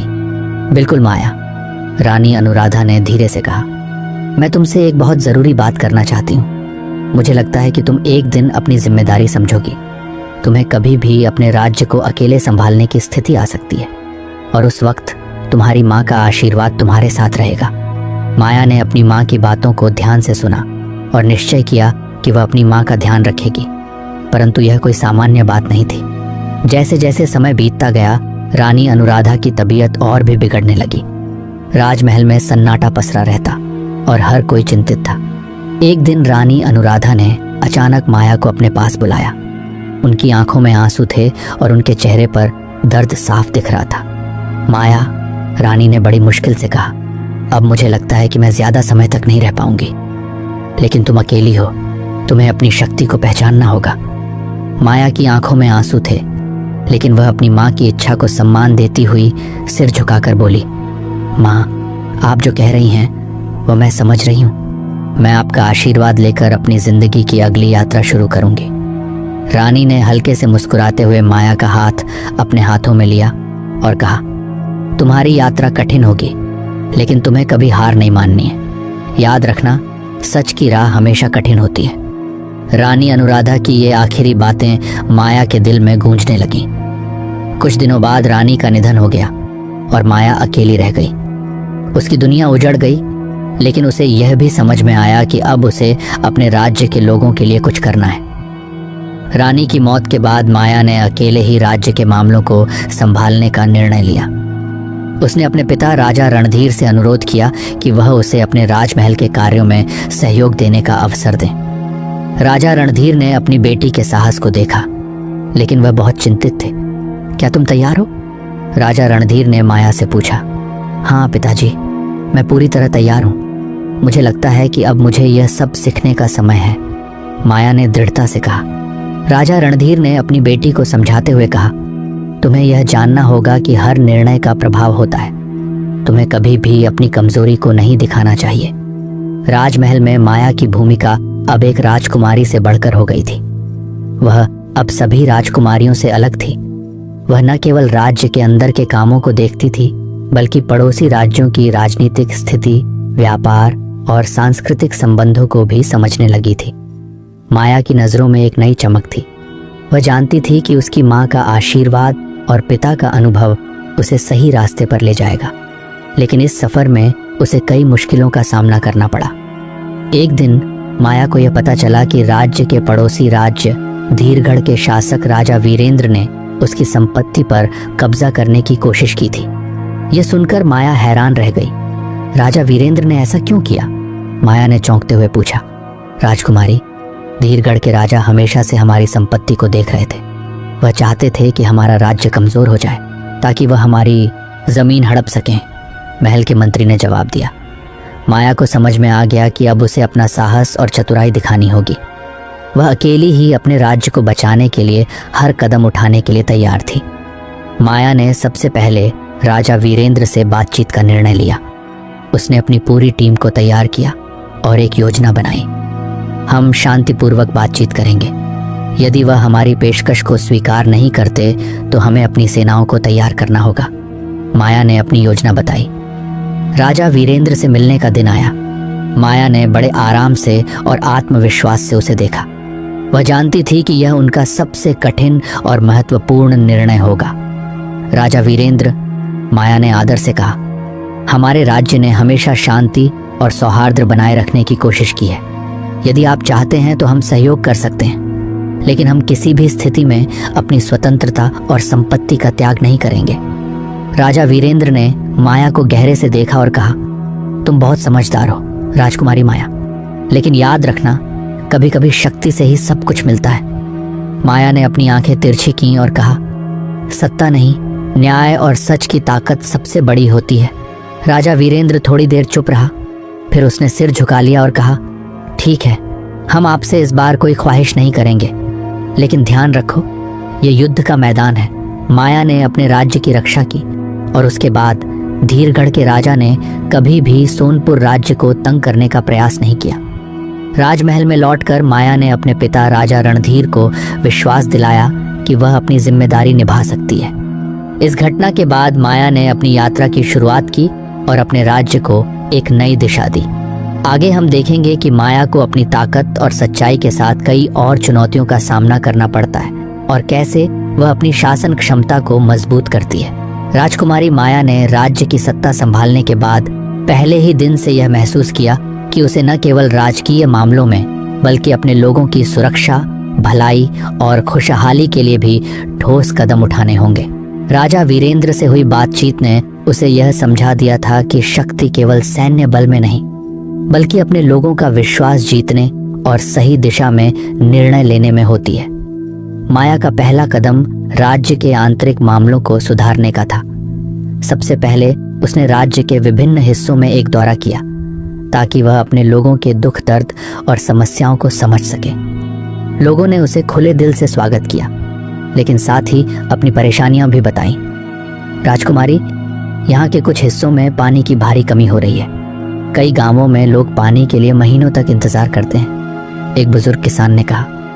राजकुमारी, हमारे बच्चों के लिए कोई अच्छे स्कूल नहीं है, वे अच्छी शिक्षा नहीं पा सकते, एक औरत ने कहा। जो अपने छोटे बच्चों के साथ खड़ी थी। माया ने अपनी आंखों में चिंता और गहरी सोच को महसूस किया। ये समस्याएं केवल एक गांव की नहीं बल्कि पूरे राज्य की थीं। ये मुद्दे बहुत महत्वपूर्ण हैं। माया ने अपनी सलाहकार समिति को एक बैठक में बुलाकर कहा, हमें तत्काल इन समस्याओं का समाधान ढूंढना होगा। पानी की कमी को दूर करने के लिए हम एक जल संरक्षण योजना शुरू करेंगे और शिक्षा की व्यवस्था को सुधारने के लिए नए स्कूलों का निर्माण करेंगे। उसकी योजना ने राज्य के प्रशासन को एक नई दिशा दी। जल पुनर्निर्माण के लिए माया ने कई प्राचीन जलाशयों की मरम्मत शुरू करवाई और साथ ही नदियों के आसपास छोटे बांध बनाने का आदेश दिया। साथ ही शिक्षा के स्तर को सुधारने के लिए उसने गांव-गांव में स्कूल खोले और एक नया शिक्षा नीति तैयार की, जिसमें प्रत्येक बच्चे को मुफ्त शिक्षा देने का प्रावधान था। समय के साथ माया ने यह भी महसूस किया कि केवल अच्छे निर्णय ही राज्य की समृद्धि का कारण नहीं बन सकते। कभी कभी कठोर निर्णय भी लेने पड़ते हैं। एक दिन माया को जानकारी मिली कि कुछ अपराधी गिरोह राज्य के सीमावर्ती गांवों में आतंक मचा रहे हैं और वहां के नागरिकों से धन वसूल कर रहे हैं। राजकुमारी, हमें इन गिरोहों को समाप्त करने के लिए कोई सख्त कदम उठाना होगा। यदि हम इन्हें रोकते नहीं हैं तो ये पूरे राज्य में फैल सकते हैं, माया के सबसे विश्वसनीय सिपाही कर्ण ने कहा। माया ने कुछ देर सोचा, फिर उसने कर्ण से कहा, हम इन्हें केवल लड़ाई से नहीं हरा सकते, हमें उनकी मनोवृत्ति को भी बदलना होगा। लेकिन अगर वे अपना रास्ता नहीं बदलते तो हमें अपना कदम उठाने के लिए तैयार रहना होगा। राजकुमारी माया ने गिरोहों के खिलाफ एक मजबूत रणनीति बनाई, जिसमें दोनों पहलुओं बातचीत और सैन्य बल का संयोजन था। पहले उसने गिरोहों के नेताओं से मिलकर उन्हें चेतावनी दी कि यदि वे अपनी गतिविधियां बंद नहीं करेंगे तो उन्हें सजा दी जाएगी। परंतु जब बात नहीं बनी तो माया ने अपने सशस्त्र बलों को गिरोहों के खिलाफ भेजा। ये राज्य का कानून है और हम इसे हर हालत में लागू करेंगे, माया ने कर्ण से कहा। गिरोहों को नष्ट करने में माया की रणनीति सफल रही और राज्य में शांति स्थापित हो गई। लेकिन माया ने कभी भी कठोर निर्णयों को हल्के में नहीं लिया। वह हमेशा अपने लोगों के भले के लिए ही निर्णय लेती थी, भले ही वह कठिन होते। राज्य में शांति और समृद्धि स्थापित करने के बाद माया को कुछ समय के लिए शांति का अनुभव हुआ, लेकिन यह शांति बहुत समय तक नहीं टिक पाई। एक दिन माया को पता चला कि धीरगढ़ के राजा वीरेंद्र ने एक और चाल चली है। राजा वीरेंद्र ने अपने राज्य के पश्चिमी सीमा पर एक बड़ी सेना तैनात कर दी थी। वह सोनपुर की सीमा के पास अपने सैनिकों को भेजने की तैयारी कर रहा था। यह स्पष्ट था कि वह एक बार फिर सोनपुर पर हमला करना चाहता था और यह युद्ध का संकेत था। राजकुमारी माया को इस बारे में जानकारी मिली तो वह तुरंत अपने उच्च अधिकारियों और सलाहकारों के साथ एक बैठक में जुट गई। हमें इस स्थिति का सामना करना होगा, लेकिन हमें युद्ध से पहले हर संभव प्रयास करना होगा। मैं चाहती हूँ कि हम पहले एक बार फिर राजा वीरेंद्र से बातचीत करें, लेकिन अगर वह फिर भी नहीं मानते तो हम तैयार रहेंगे। माया ने अपनी योजना का ऐलान किया। उसने पहले राजा वीरेंद्र को एक पत्र भेजा जिसमें उसने युद्ध से बचने की अपील की, लेकिन जैसा कि उसने अनुमान लगाया था, राजा वीरेंद्र ने पत्र को नजरअंदाज कर दिया और अपनी सेना को और भी मजबूत किया। अब माया को पूरा यकीन हो गया कि युद्ध अपरिहार्य था। वह तैयार हो गई, लेकिन उसने अपने सैनिकों को यह समझाया कि यह केवल युद्ध नहीं है, यह एक संघर्ष है अपने राज्य की गरिमा और स्वतंत्रता की रक्षा के लिए। माया ने अपनी सेना के साथ पूरी तैयारी शुरू कर दी। उसने कर्ण को अपनी सेना का मुख्य कमांडर नियुक्त किया। कर्ण एक अनुभवी और रणनीतिक सोच वाला नेता था और माया को उस पर पूरा विश्वास था। राजमहल में सेना की तैयारियां जोरों पर थीं। सैनिकों को युद्ध की योजना समझाई जा रही थी और माया ने सभी सैन्य उपकरणों और सामानों की पूरी सूची तैयार करवाई। साथ ही उसने नागरिकों को भी सुरक्षा देने की योजना बनाई ताकि कोई भी बेगुनाह इस युद्ध में न फंसे।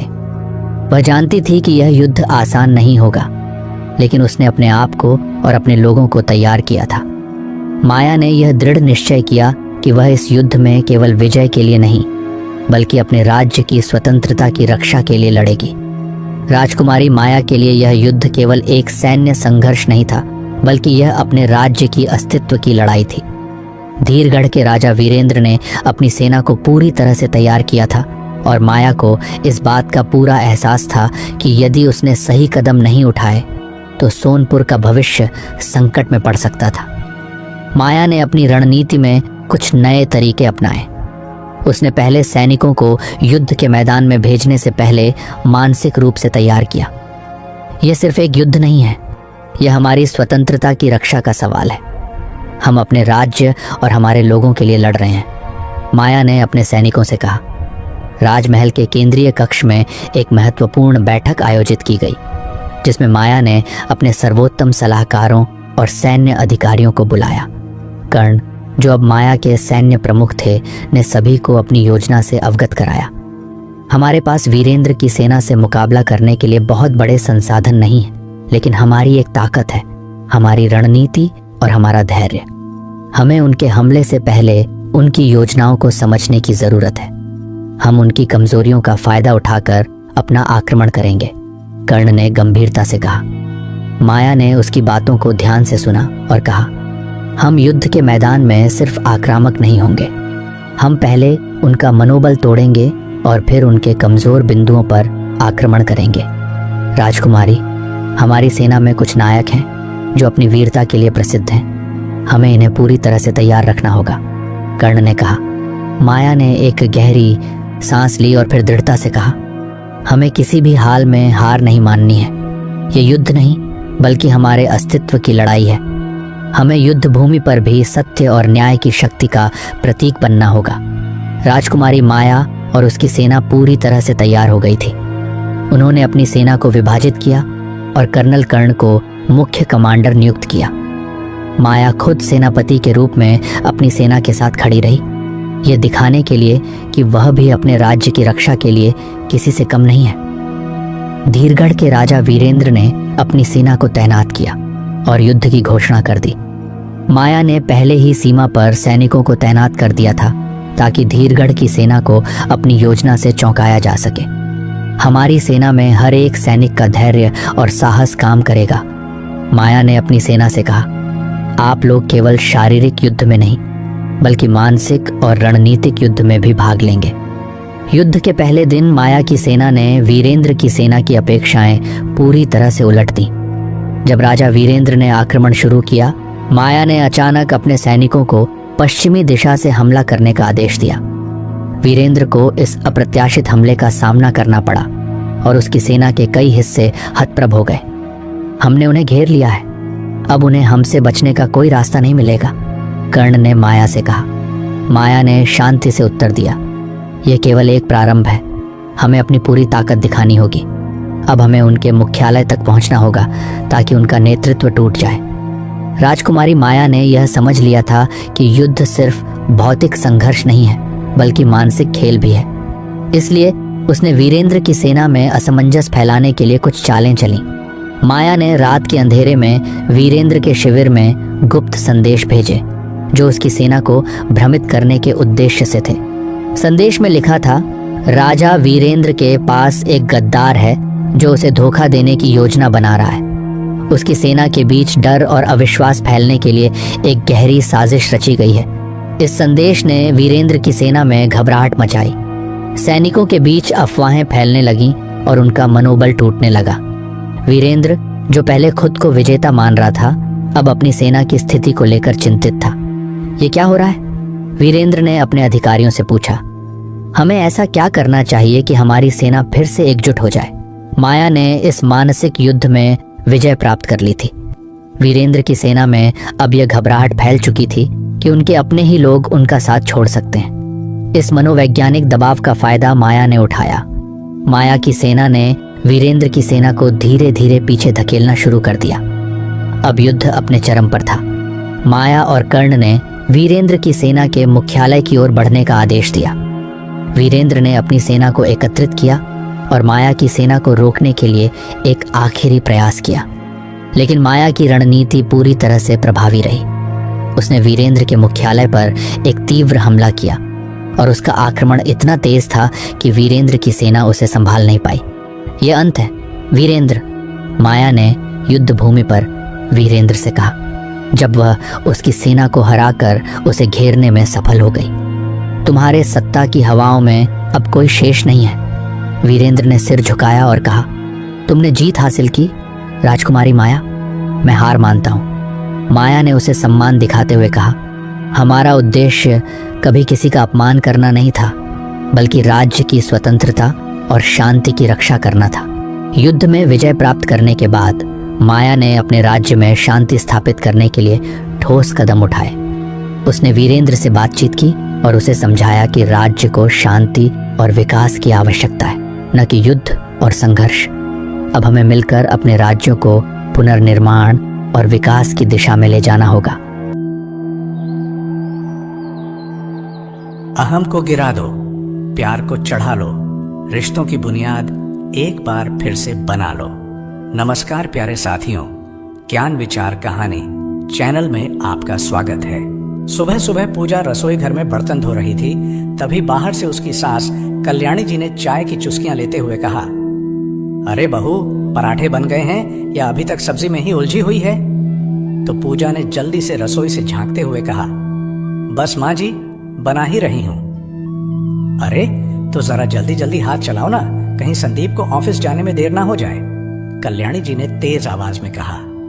तो उसी वक्त संदीप हाथ में फाइल लिए तैयार होकर बाहर आया और सीधा अपनी माँ के पास जाकर बोला, माँ, यह लीजिए, इस महीने की तनख्वाह मिल गई है। रात को जब ऑफिस से घर आया था तो आप सो रही थीं, इसलिए सोचा सुबह दे दूंगा। और हाँ, अगले महीने मेरा प्रमोशन होने वाला है, मेरी तनख्वाह 1.5 गुना हो जाएगी, संदीप ने प्रसन्नता से कहा। तो कल्याणी जी की आंखों में खुशी की चमक दौड़ गई। उन्होंने पैसे संभालते हुए कहा, अरे वाह बेटा, ये तो बहुत खुशी की बात है। अगर आज तेरे पापा हमारे साथ होते तो कितना गर्व महसूस करते।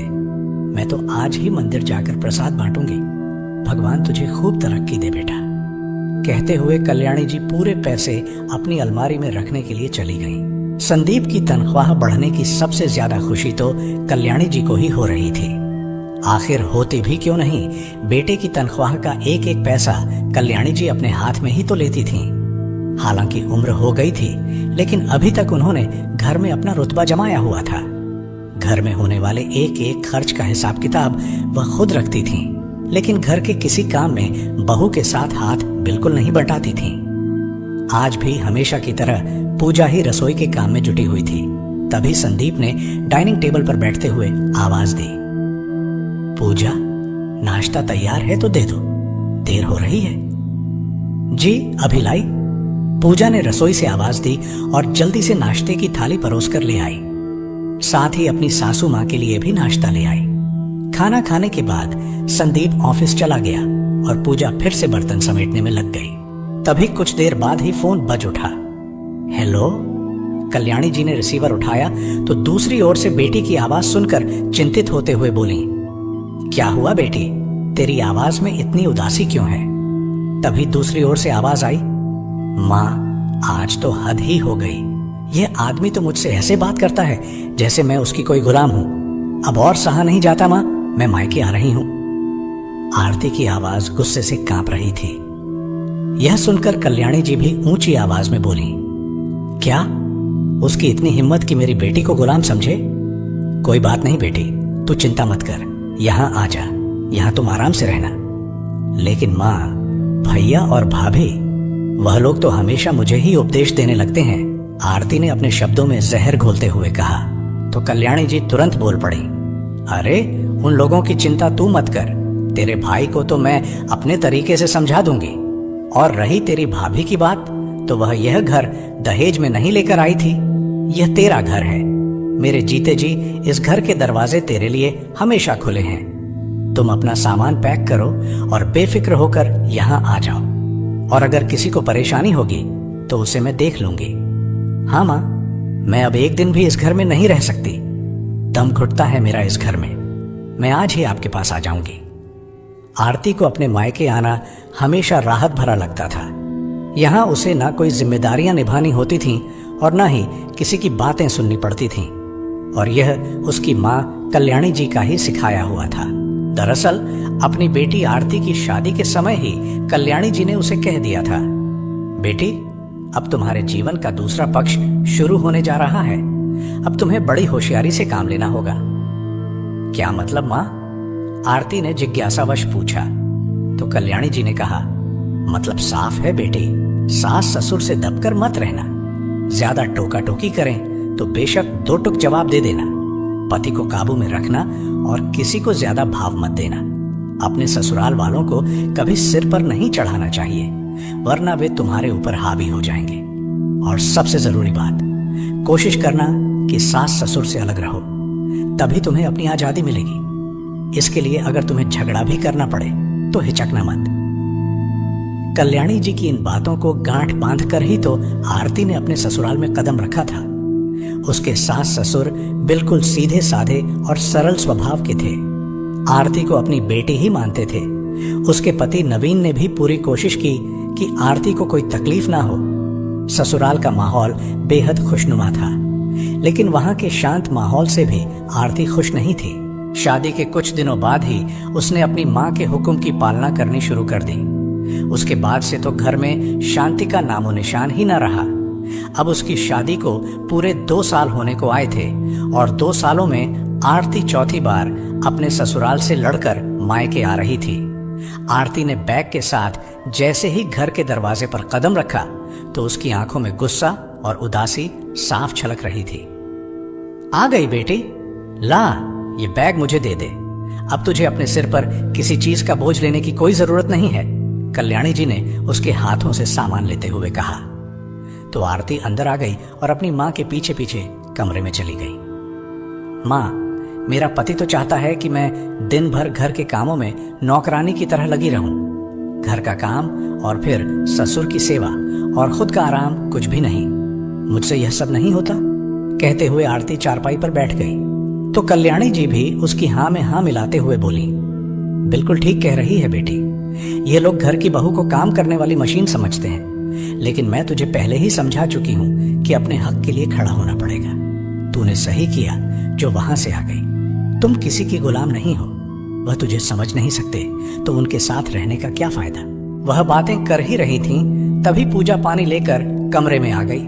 तो कल्याणी जी ने पूजा की ओर देखा और बोली, बहू, जब तक आरती आराम कर रही है तब तक उसकी पसंद का खाना बना दे। बेचारी आज ससुराल के तनाव से दूर आराम से खाना खा पाएगी। तो पूजा ने हामी में सिर हिलाया और रसोई में चली गई। दोपहर का खाना खाने के बाद आरती और कल्याणी जी घंटे तक अपने कमरे में बैठी बातें करती रहीं। आरती ने अपनी शिकायतें की और कल्याणी जी हर बार उसकी हाँ में हाँ मिलाती रहीं। इसी दौरान पूजा ने भी थोड़ा आराम करने के लिए अपने कमरे का रुख किया। शाम के समय पूजा ने कमरे से बाहर निकलकर पूछा, माँ जी, आज रात को राजमा चावल बना दूं क्या? आरती दीदी को बहुत पसंद है ना? तो कल्याणी जी ने तुरंत टोकते हुए कहा, अरे तुम तो रहने दो बहू। दोपहर को भी तुमने इतना फीका और बेस्वाद खाना बनाया था कि आरती को बिल्कुल पसंद नहीं आया।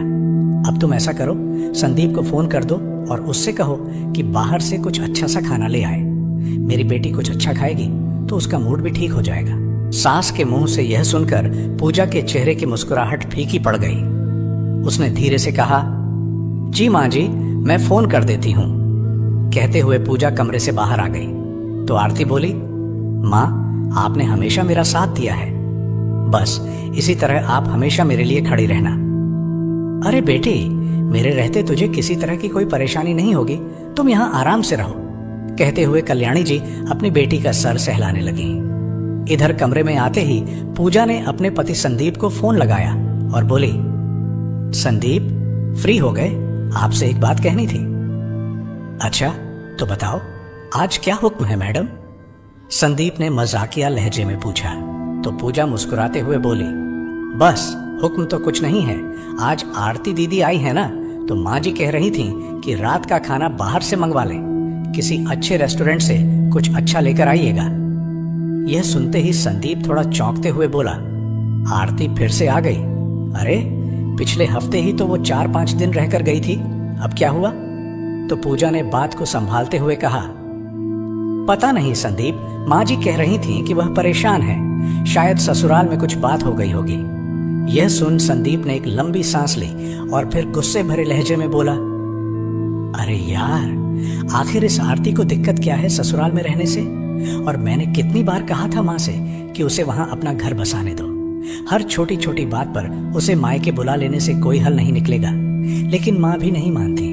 उन्हें तो हर बार यही लगता है कि बेटी को यहाँ रहकर आराम मिलेगा। अरे आराम ही करवाना था तो फिर शादी ही क्यों की? जिंदगी भर यहीं पर आराम करती रहती।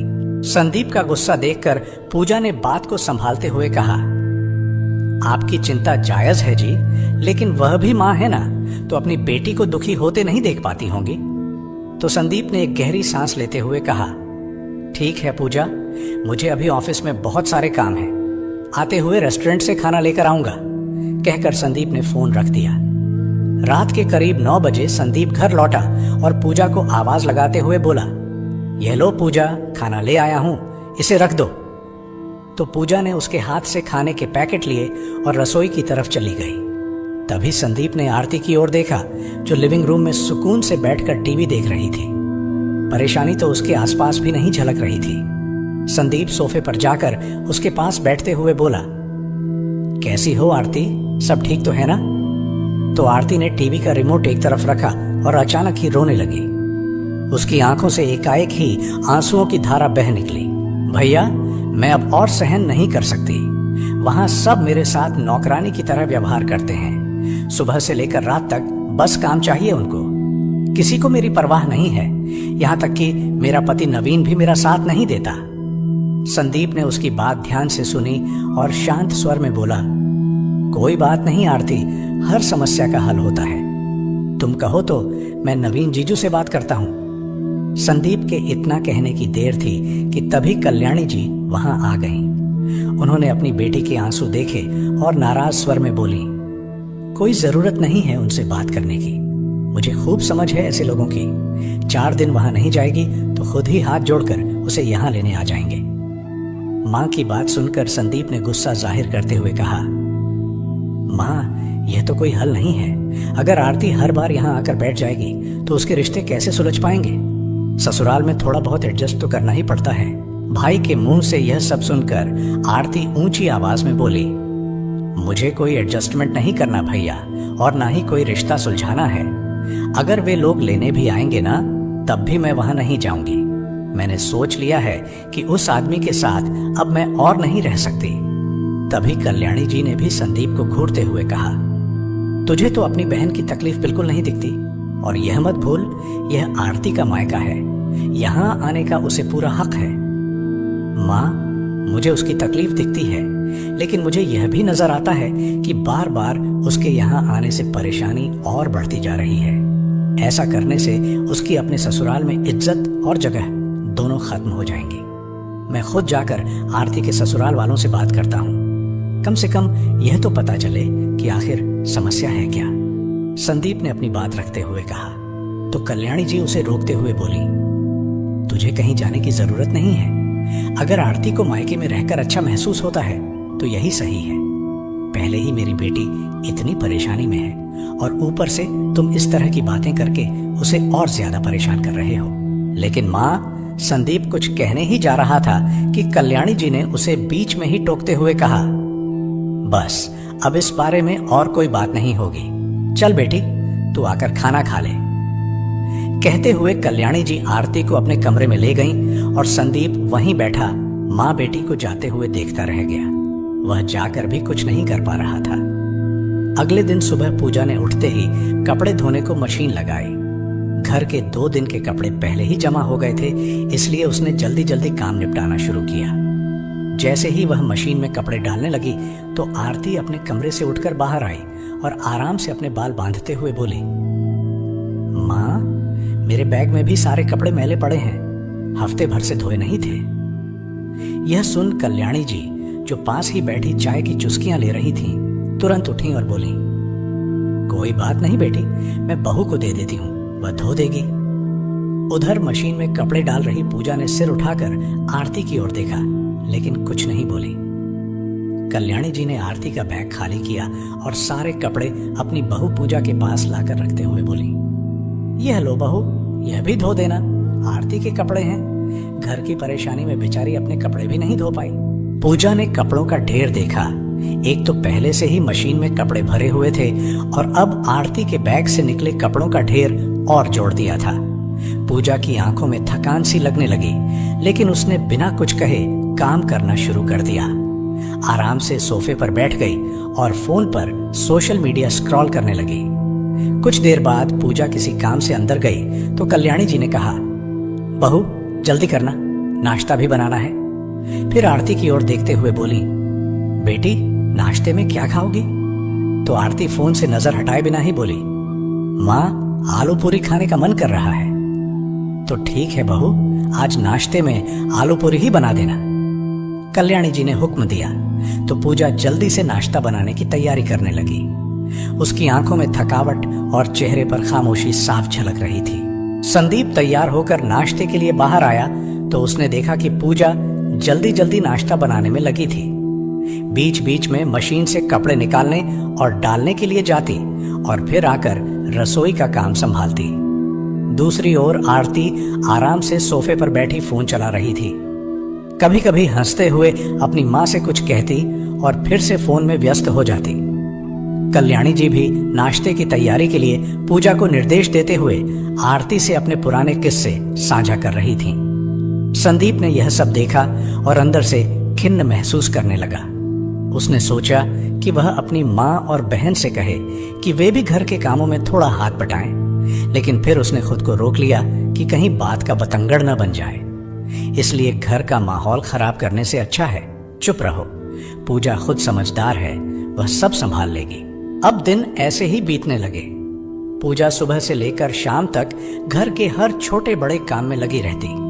कपड़े धोना, बर्तन साफ करना, रसोई संभालना, यही सब उसकी दिनचर्या रह गई थी। दूसरी ओर आरती अक्सर टीवी देखती रहती या फिर फोन पर व्यस्त रहती। कभी सहेलियों के साथ शॉपिंग पर निकल जाती तो कभी अपनी माँ के साथ बाजार की सैर करती। आज भी कुछ ऐसा ही हुआ। अरे आरती बेटी, कहीं जा रही हो क्या? आरती को तैयार होते देख कल्याणी जी ने पूछा तो आरती बोली, हाँ माँ, मेरी सहेली रचना का फोन आया था। आज मैं उसके साथ मॉल में शॉपिंग करने जा रही हूँ। बहुत दिनों से कुछ खरीदा नहीं तो सोचा आज अपने लिए कुछ अच्छी ड्रेसेस खरीद लूं। हाँ बेटी, यह तो तूने ठीक कहा, बाहर निकलेगी तो तेरा दिल भी बहल जाएगा। हाँ माँ, लेकिन मुझे 10,000 रुपये दे दो, अगर पैसे बचेंगे तो मैं लौटा दूंगी, आरती ने बेफिक्री से कहा। तो कल्याणी जी ने तुरंत अपना पर्स अलमारी से निकाला और 10,000 रुपये की जगह 15,000 रुपये उसके हाथ में थमाते हुए बोली, यह लो बेटी, 15,000 रुपये हैं, कहीं पैसे कम न पड़ जाएं, कुछ अच्छा सा देख लेना, अगर और पैसे चाहिए तो बता देना। 15,000 रुपये देखकर आरती मुस्कुराते हुए अपनी माँ को गले से लगा लिया और बोली, हमेशा मेरा ऐसे ही साथ देती रहना माँ। तो कल्याणी जी भी मुस्कुराने लगी। उधर पूजा रसोई में खड़ी यह सब देख रही थी कि कल्याणी जी ने बिना एक भी सवाल जवाब किए 10,000 रुपये की जगह 15,000 रुपये आरती के हाथ में थमा दिए तो पूजा की हैरानी का ठिकाना न रहा। रोटियां बेलते हुए वह सोचने लगी, यह वही सासू माँ है जो कल मुझे सिर्फ 1,000 रुपये के लिए भी इतनी पूछताछ कर रही थी जब रसोई का राशन खत्म हो गया था और मैंने पैसे मांगे थे। उस वक्त कितने सवाल किए थे, क्या खरीदना है, कितने का आएगा, इतनी जल्दी राशन कैसे खत्म हो गया, और अभी बेटी को बिना कुछ पूछे इतने रुपए निकाल कर दे दिए। पूजा ने सिर झटक कर खुद को काम में व्यस्त रखने की कोशिश की। उसने कुछ नहीं कहा, लेकिन उसके हाथ के काम की गति धीमी पड़ गई थी। दिन भर की थकावट के बावजूद पूजा ने घर संभालने में कोई कसर नहीं छोड़ी। रात को आरती के घर लौटने से पहले ही संदीप घर आ चुका था। पूजा ने डिनर डाइनिंग टेबल पर लगाया तो उसी समय आरती भी आ गई। तू आ गई बेटी, बहुत देर कर दी, आजा खाना खा ले, कल्याणी जी ने कहा।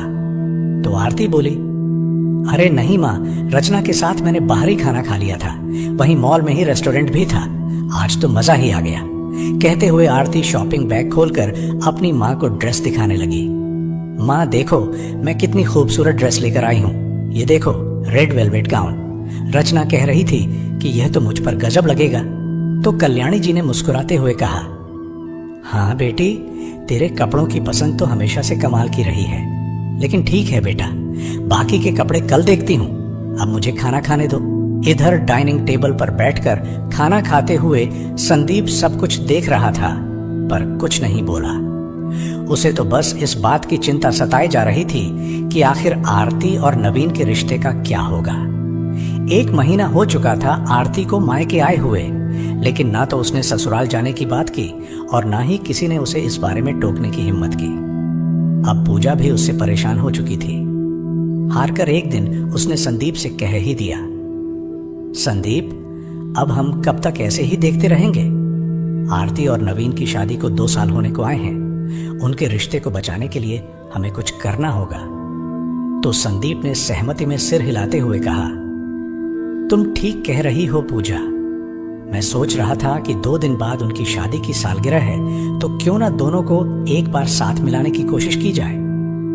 तो पूजा भी मुस्कुराते हुए बोली, ठीक है, तो हम एक काम करते हैं, सालगिरह पर केक मंगवाते हैं और नवीन को भी बुला लेंगे।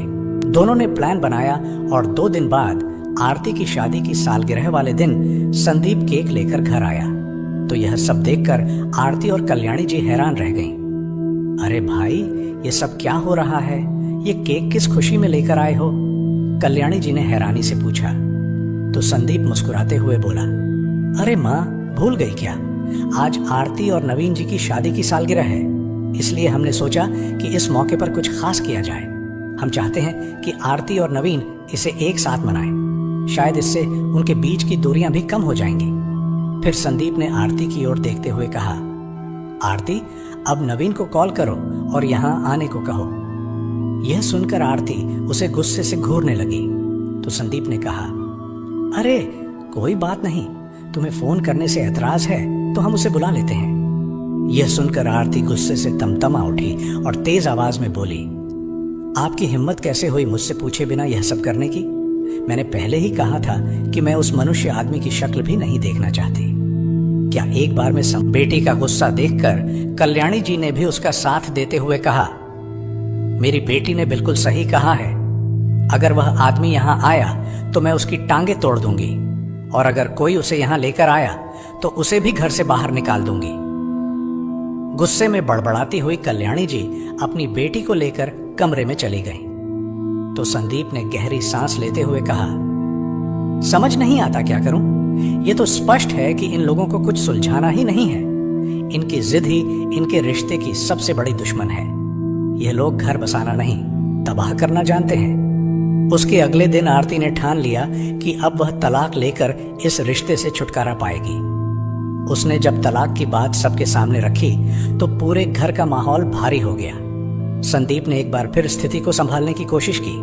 उसने सोचा कि शायद उसकी मां से बात करने पर कुछ हल निकले। रात को जब सभी अपने अपने कमरों में चले गए तो संदीप ने अपनी मां को कमरे से बाहर बुलाया। क्या बात करनी है? कल्याणी जी ने कहा। तो संदीप बोला, मां, मैं यह जानना चाहता हूं कि आखिर ऐसी भी क्या बात हुई है कि आरती तलाक देने की जिद पर अड़ी हुई है? ऐसी कौन सी आफत आ गई जो नौबत यहां तक पहुंच गई? तो कल्याणी जी ने ठंडी सांस भरते हुए कहा, बेटा, मुझे तो बस इतना मालूम है कि मेरी बच्ची परेशान है। अगर तलाक में ही उसका सुख है तो यही सही, लेकिन मैं उसे बर्बाद होते नहीं देख सकती। लेकिन मां, उसे बर्बाद और कोई नहीं, सिर्फ आप कर रही हैं। पति पत्नी के झगड़े को सुलझाने की बजाय आप उसे और बढ़ा रही हैं। संदीप की यह बात सुनकर कल्याणी जी गुस्से से भड़क उठी। देखो बेटा, मुझे पता है कि तुम्हें अपनी बहन का इस घर में रहना खल रहा है, और यह दिखावे की हमदर्दी तुम किसके कहने पर कर रहे हो, यह भी मैं बखूबी जानती हूँ। यह सुन संदीप अपने गुस्से पर काबू रखते हुए बोला, माँ, आप बेवजह पूजा पर शक कर रही हैं। उस जैसी समझदार लड़की मैंने आज तक नहीं देखी। वह हमेशा आरती और इस घर के भले की सोचती है। बेटे के मुंह से बहू की तारीफ सुनकर कल्याणी जी ने तीखे स्वर में कहा, अरे रहने दो बेटा, मुझे सब पता है। मुझे मालूम है कि यहाँ कौन किसके भले की सोचता है। तो संदीप ने गहरी सांस लेते हुए कहा, लेकिन माँ, क्या आपने कभी नवीन से बात करने की कोशिश की? आखिर झगड़े की जड़ क्या है? क्या यह जानने की कोशिश की? अरे भाड़ में जाए वो नवीन। मुझे उस 2 टके की लड़के से कोई बात नहीं करनी है। उसने मेरी फूल सी बच्ची का जीना हराम कर दिया है। मेरी बेटी क्या कुछ सह रही है, तुझे दिखाई नहीं देता? कल्याणी जी ने गुस्से में कहा। तो संदीप बोला, आपने यह कैसे मान लिया माँ कि सारी गलती नवीन की है? रिश्ते हमेशा दोनों तरफ से बनते हैं और दोनों तरफ से बिगड़ते हैं। आपने एक बार भी नवीन का पक्ष नहीं सुना। क्या पता सच्चाई कुछ और हो? तो कल्याणी जी ने ठंडे स्वर में कहा, मुझे कुछ नहीं सुनना, मेरी बेटी जो कह रही है वही सच है। कहते हुए कल्याणी जी वहां से उठकर अपने कमरे में चली गईं। तो संदीप चुपचाप खड़ा रह गया। अगले दिन सुबह सुबह ही पूजा ने संदीप से कहा, सुनिए जी, मेरे मामा के बेटे की शादी है, इसलिए मुझे कुछ कपड़े खरीदने हैं, कुछ पैसे चाहिए थे। तो संदीप ने तुरंत कहा, ठीक है, मैं अभी मां से पैसे लेकर दे देता हूं। नाश्ता करने के बाद वह अपनी मां के पास गया। मां, मुझे कुछ पैसे चाहिए थे, पूजा के ममेरे भाई की शादी है, उसे कुछ कपड़े खरीदने हैं। तो कल्याणी जी ने अनमने ढंग से कहा, इस महीने ज्यादा खर्च हो गया है बेटा, अभी पैसे नहीं हैं। यह सुनकर संदीप हैरान रह गया। उसने कहा, मां, हफ्ते भर पहले ही तो मैंने अपनी पूरी तनख्वाह आपको लाकर दी थी, आखिर सारे पैसे गए कहां? तो कल्याणी जी ने बात को टालने की कोशिश करते हुए कहा, अरे बेटा, घर का खर्चा, आरती के लिए कुछ सामान और बाकी के खर्चे, अब क्या एक एक हिसाब देने लगूं तुझे? कल्याणी जी ने गुस्से से कहा। तो संदीप बोला, मां, मुझे साफ साफ बताइए, पैसे कहां खर्च हुए हैं? तो कल्याणी जी ने नजरें चुराते हुए कहा, कुछ नहीं बेटा, आरती को थोड़े बहुत पैसे दिए थे, उसकी भी तो अपनी जरूरतें होती हैं, और क्या हो गया अगर उसने कुछ शॉपिंग कर ली तो? उसकी जिंदगी में इतनी परेशानियां हैं, तो क्या मैं उसे खुश करने के लिए थोड़े पैसे भी नहीं दे सकती? तो संदीप ने कहा, परेशानियां क्या आरती के महंगे कपड़े और शॉपिंग करने से खत्म हो जाएंगी? और वैसे हम लोगों की जरूरत का क्या? आरती को लाखों खर्च करने की इजाजत है, लेकिन मेरा और मेरी पत्नी का क्या? पूजा दिन भर इस घर के कामों में लगी रहती है, मैं सारा दिन बाहर मेहनत करता हूं, और अगर आप मेरी सारी की सारी तनख्वाह लेती हैं, तो क्या यह आपकी जिम्मेदारी नहीं कि घर के हर सदस्य की जरूरत का ध्यान रखें? तू ज्यादा मत बोल, कल्याणी जी ने झुंझला कर कहा। आरती को अपने पति से कोई मदद नहीं मिलती, अगर मैंने उसे कुछ पैसे दे दिए तो क्या गलत कर दिया? तो संदीप ने निराश होकर सिर हिलाया। मां, गलत क्या है? आप उसे सही और गलत के बीच फर्क सिखाने की बजाय उसके जिद को बढ़ावा दे रही हैं। गुस्से में बोलकर संदीप तमतमाते हुए घर से बाहर निकल गया। दरवाजा बंद होते ही कल्याणी जी ने पूजा की ओर देखा और तंज भरे स्वर में बोली, यह सारी आग इसी की लगाई हुई है। जब पता था कि इस महीने ज्यादा खर्च हो गया है, तो क्या जरूरत थी नए कपड़े लाने की? पुराने कपड़ों में भी तो काम चला सकती थी ना। तभी आरती, जो पास ही बैठी थी, झट से बोल पड़ी, हाँ मां, बिल्कुल सही कह रही हैं आप, मेरे कपड़े देखकर इससे रहा नहीं गया और यह इस हद तक उतर आई। उन दोनों की बातें सुनकर पूजा की आंखों से आंसू छलक पड़े, लेकिन उसने कुछ नहीं कहा और चुपचाप अपने कमरे में चली गई। कुछ दिन ऐसे ही बीत गए, लेकिन दिन प्रतिदिन आरती और नवीन के रिश्ते की कड़वाहट बढ़ती जा रही थी। कल्याणी जी आरती के फैसले के साथ थीं, लेकिन संदीप और पूजा ने इस रिश्ते को बचाने की एक आखिरी कोशिश करने का निर्णय लिया। संदीप ने पूजा से कहा, पूजा, मैं नवीन से मिलने जाऊंगा, शायद मुझसे बात करके वह आरती को समझने की कोशिश करे। तुम भी आरती से बात करो, हो सकता है वह भी कुछ समझ जाए। तो पूजा ने भी सहमति में सिर हिलाया। अगले दिन कल्याणी जी किसी काम से बाहर गई थीं, तो आरती को अकेली देखकर पूजा ने उससे बात करने की कोशिश की और उसके पास बैठते हुए बोली, आरती, क्या मैं तुमसे एक बात कर सकती हूं? तो आरती ने टीवी बंद करते हुए कहा, हाँ बोलो। देखो आरती, मैं तुमसे बड़ी हूं, इसलिए एक बात तुम्हें कहना चाहती थी कि तलाक का रास्ता छोड़कर एक बार फिर से अपना घर बसाने की कोशिश करो। औरत की इज्जत उसके पति के साथ ही होती है। तो यह सुनते ही आरती भड़क उठी, ऐसी इज्जत का क्या मैं अचार डालूंगी? जो इंसान घर में काम वाली बाई तक नहीं लगा सकता, अपनी पत्नी की ख्वाहिशें भी पूरी नहीं कर सकता। नहीं रहना मुझे ऐसे दो कौड़ी के इंसान के साथ। मैं यहां अपने घर में सुकून से रहना चाहती हूं, मेरी खुशी इसी में है। लेकिन भाभी, मुझे लगता है कि मेरा यह सुकून और खुशी तुम्हें खटक रहा है। पूजा कुछ कहती उससे पहले ही कल्याणी जी ने घर में प्रवेश किया। दरवाजे के बाहर से उन्होंने सारी बातें सुन ली थीं। अंदर आते ही भड़क उठी, तू कौन होती है उसकी जिंदगी में दखल देने वाली? तो पूजा ने कहा, नहीं माँ जी, ऐसी बात नहीं है। मैं तो बस इन दोनों की सुलह करवाना चाहती थी। अच्छा, सुलह करवाना चाहती थी या उससे छुटकारा पाना चाहती थी, यह तो मुझे भी पता है। बड़ी आई सुलह कराने वाली, अच्छे भले मूड का सत्यानाश कर दिया। आरती ने फिर से टीवी का रिमोट उठाते हुए कहा और टीवी ऑन कर दिया। पूजा कुछ नहीं बोली, चुपचाप रसोई में चली गई। तभी कुछ देर बाद ही संदीप आ गया। आज उसके चेहरे पर बहुत गुस्सा दिखाई दे रहा था।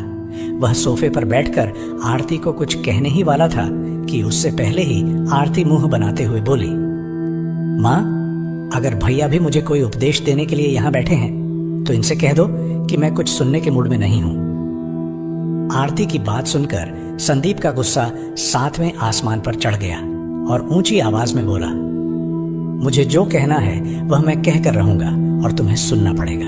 तभी कल्याणी जी ने कहा, यह तो किस तरीके से बात कर रहा है अपनी बहन के साथ? तो संदीप ने कहा, माँ, मैं सही बात कर रहा हूं। आज मैं नवीन से मिलकर आया हूं। यह तो उस इंसान की शराफत है जो इस लड़की की ऐसी हरकतों के बावजूद भी इससे माफी मांगने को तैयार है। अरे नहीं चाहिए मुझे किसी की माफी, आरती ने उसकी बात बीच में ही काटते हुए कहा। तो संदीप बोला, हाँ, तुम्हारा यही व्यवहार तुम्हें डूबाएगा। यह तो नवीन से बात करके मुझे पता चला कि तुमने उस घर के लोगों को कितना परेशान किया है। माँ, तुम जानती नहीं हो अपने सास ससुर को कैसी कैसी बातें सुनाती थी। ये किसी के लिए खाना नहीं पकाती, यहाँ तक कि अपने पति के लिए भी नहीं, और ऊपर से हर रोज होटल के खाने की डिमांड करती है।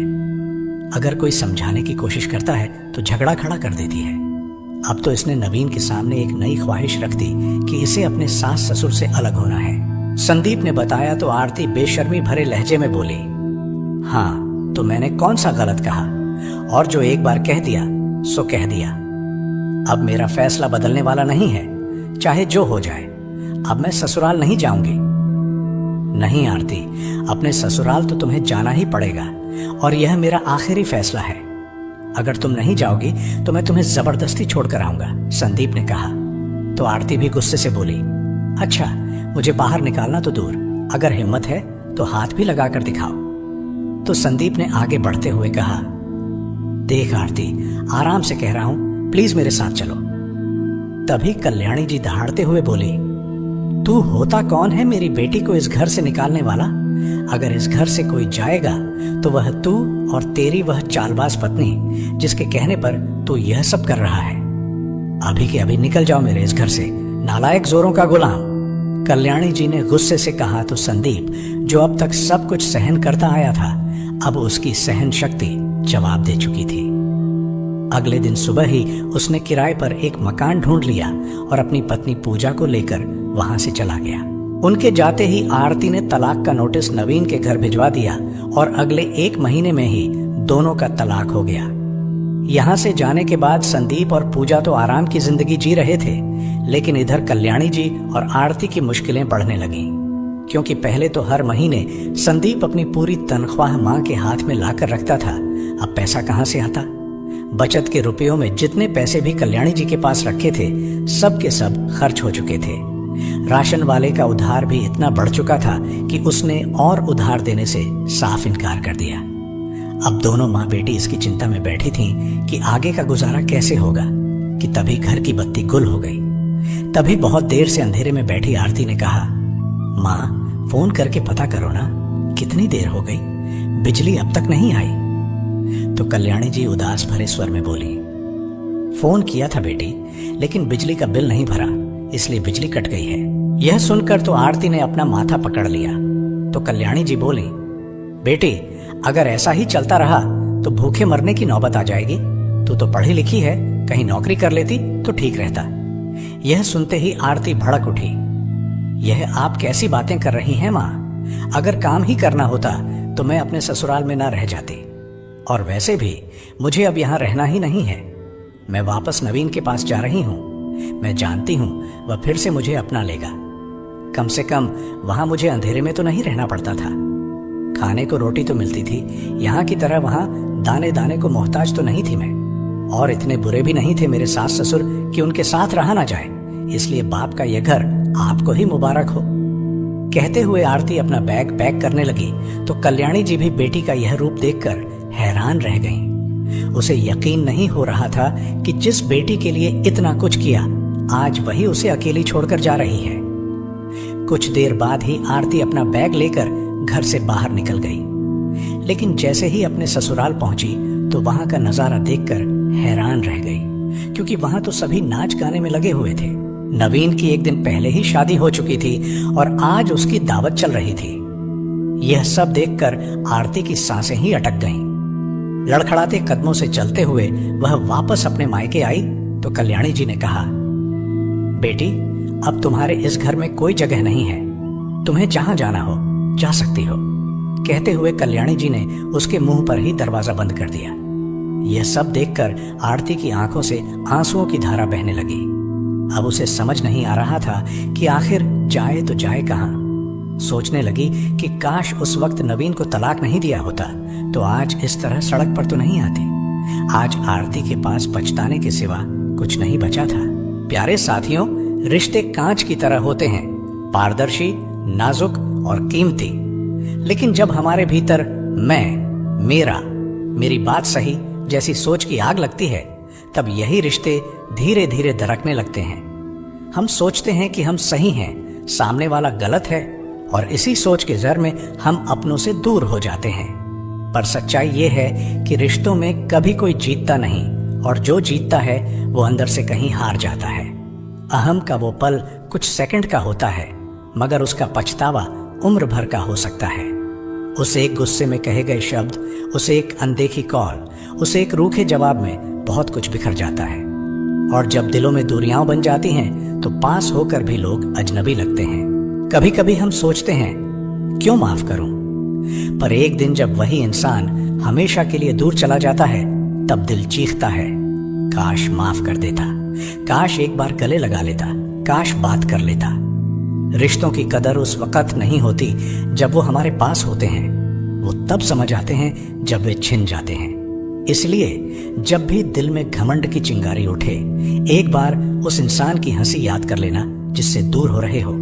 एक बार उसकी वो बात याद कर लेना जो सिर्फ तुम्हारे लिए थी, क्योंकि पछतावे की आग बहुत धीमी जलती है लेकिन सब कुछ जला देती है। रिश्तों को बचाने में कभी भी देर मत करो, क्योंकि जो लौट जाए वो रिश्ता नहीं, बस याद बन जाता है। अहम की आग में जलते रिश्ते, यह एक छोटी सी पंक्ति है, परंतु अपने भीतर एक गहरी सच्चाई समेटे हुए है। यह वाक्य दर्शाता है कि जब मनुष्य का अहंकार रिश्तों पर हावी हो जाता है तो वह धीरे धीरे उन रिश्तों को जला डालता है। रिश्ते विश्वास, समर्पण और समझदारी की बुनियाद पर टिके होते हैं। जब दो लोग एक दूसरे को समझने की कोशिश करते हैं, एक दूसरे की भावनाओं को महत्व देते हैं, तभी संबंध गहरे होते हैं। लेकिन जैसे ही मैं और मेरा का भाव बढ़ने लगता है, रिश्तों की आत्मा पर चोट लगती है। अहंकार की चुप्पी संवाद को तोड़ देती है और धीरे धीरे मन में दूरी बनने लगती है। अहम का बीज तब बोया जाता है जब कोई यह मान लेता है कि वह हमेशा सही है और दूसरों की बातों को महत्व नहीं देता। यह सोच रिश्ते में असंतुलन पैदा करती है, चाहे वह पति पत्नी का रिश्ता हो, माता पिता और संतान का, या मित्रता का। अगर एक पक्ष सिर्फ खुद को सही साबित करने में लगा रहे तो दूसरा पक्ष खुद को उपेक्षित महसूस करने लगता है। यही उपेक्षा धीरे धीरे दिलों में दरार पैदा करती है। अहम इंसान को विनम्रता से दूर कर देता है। वह माफ करना, समझाना और समझना जैसे भावों को कमजोर बना देता है। जब दो लोग एक दूसरे से नाराज होते हैं तो अक्सर हल केवल एक संवाद में होता है, लेकिन अहंकार उस संवाद को जन्म ही नहीं लेने देता। नतीजा यह होता है कि छोटे छोटे विवाद बड़े झगड़ों में बदल जाते हैं और रिश्ता धीरे धीरे बुझने लगता है।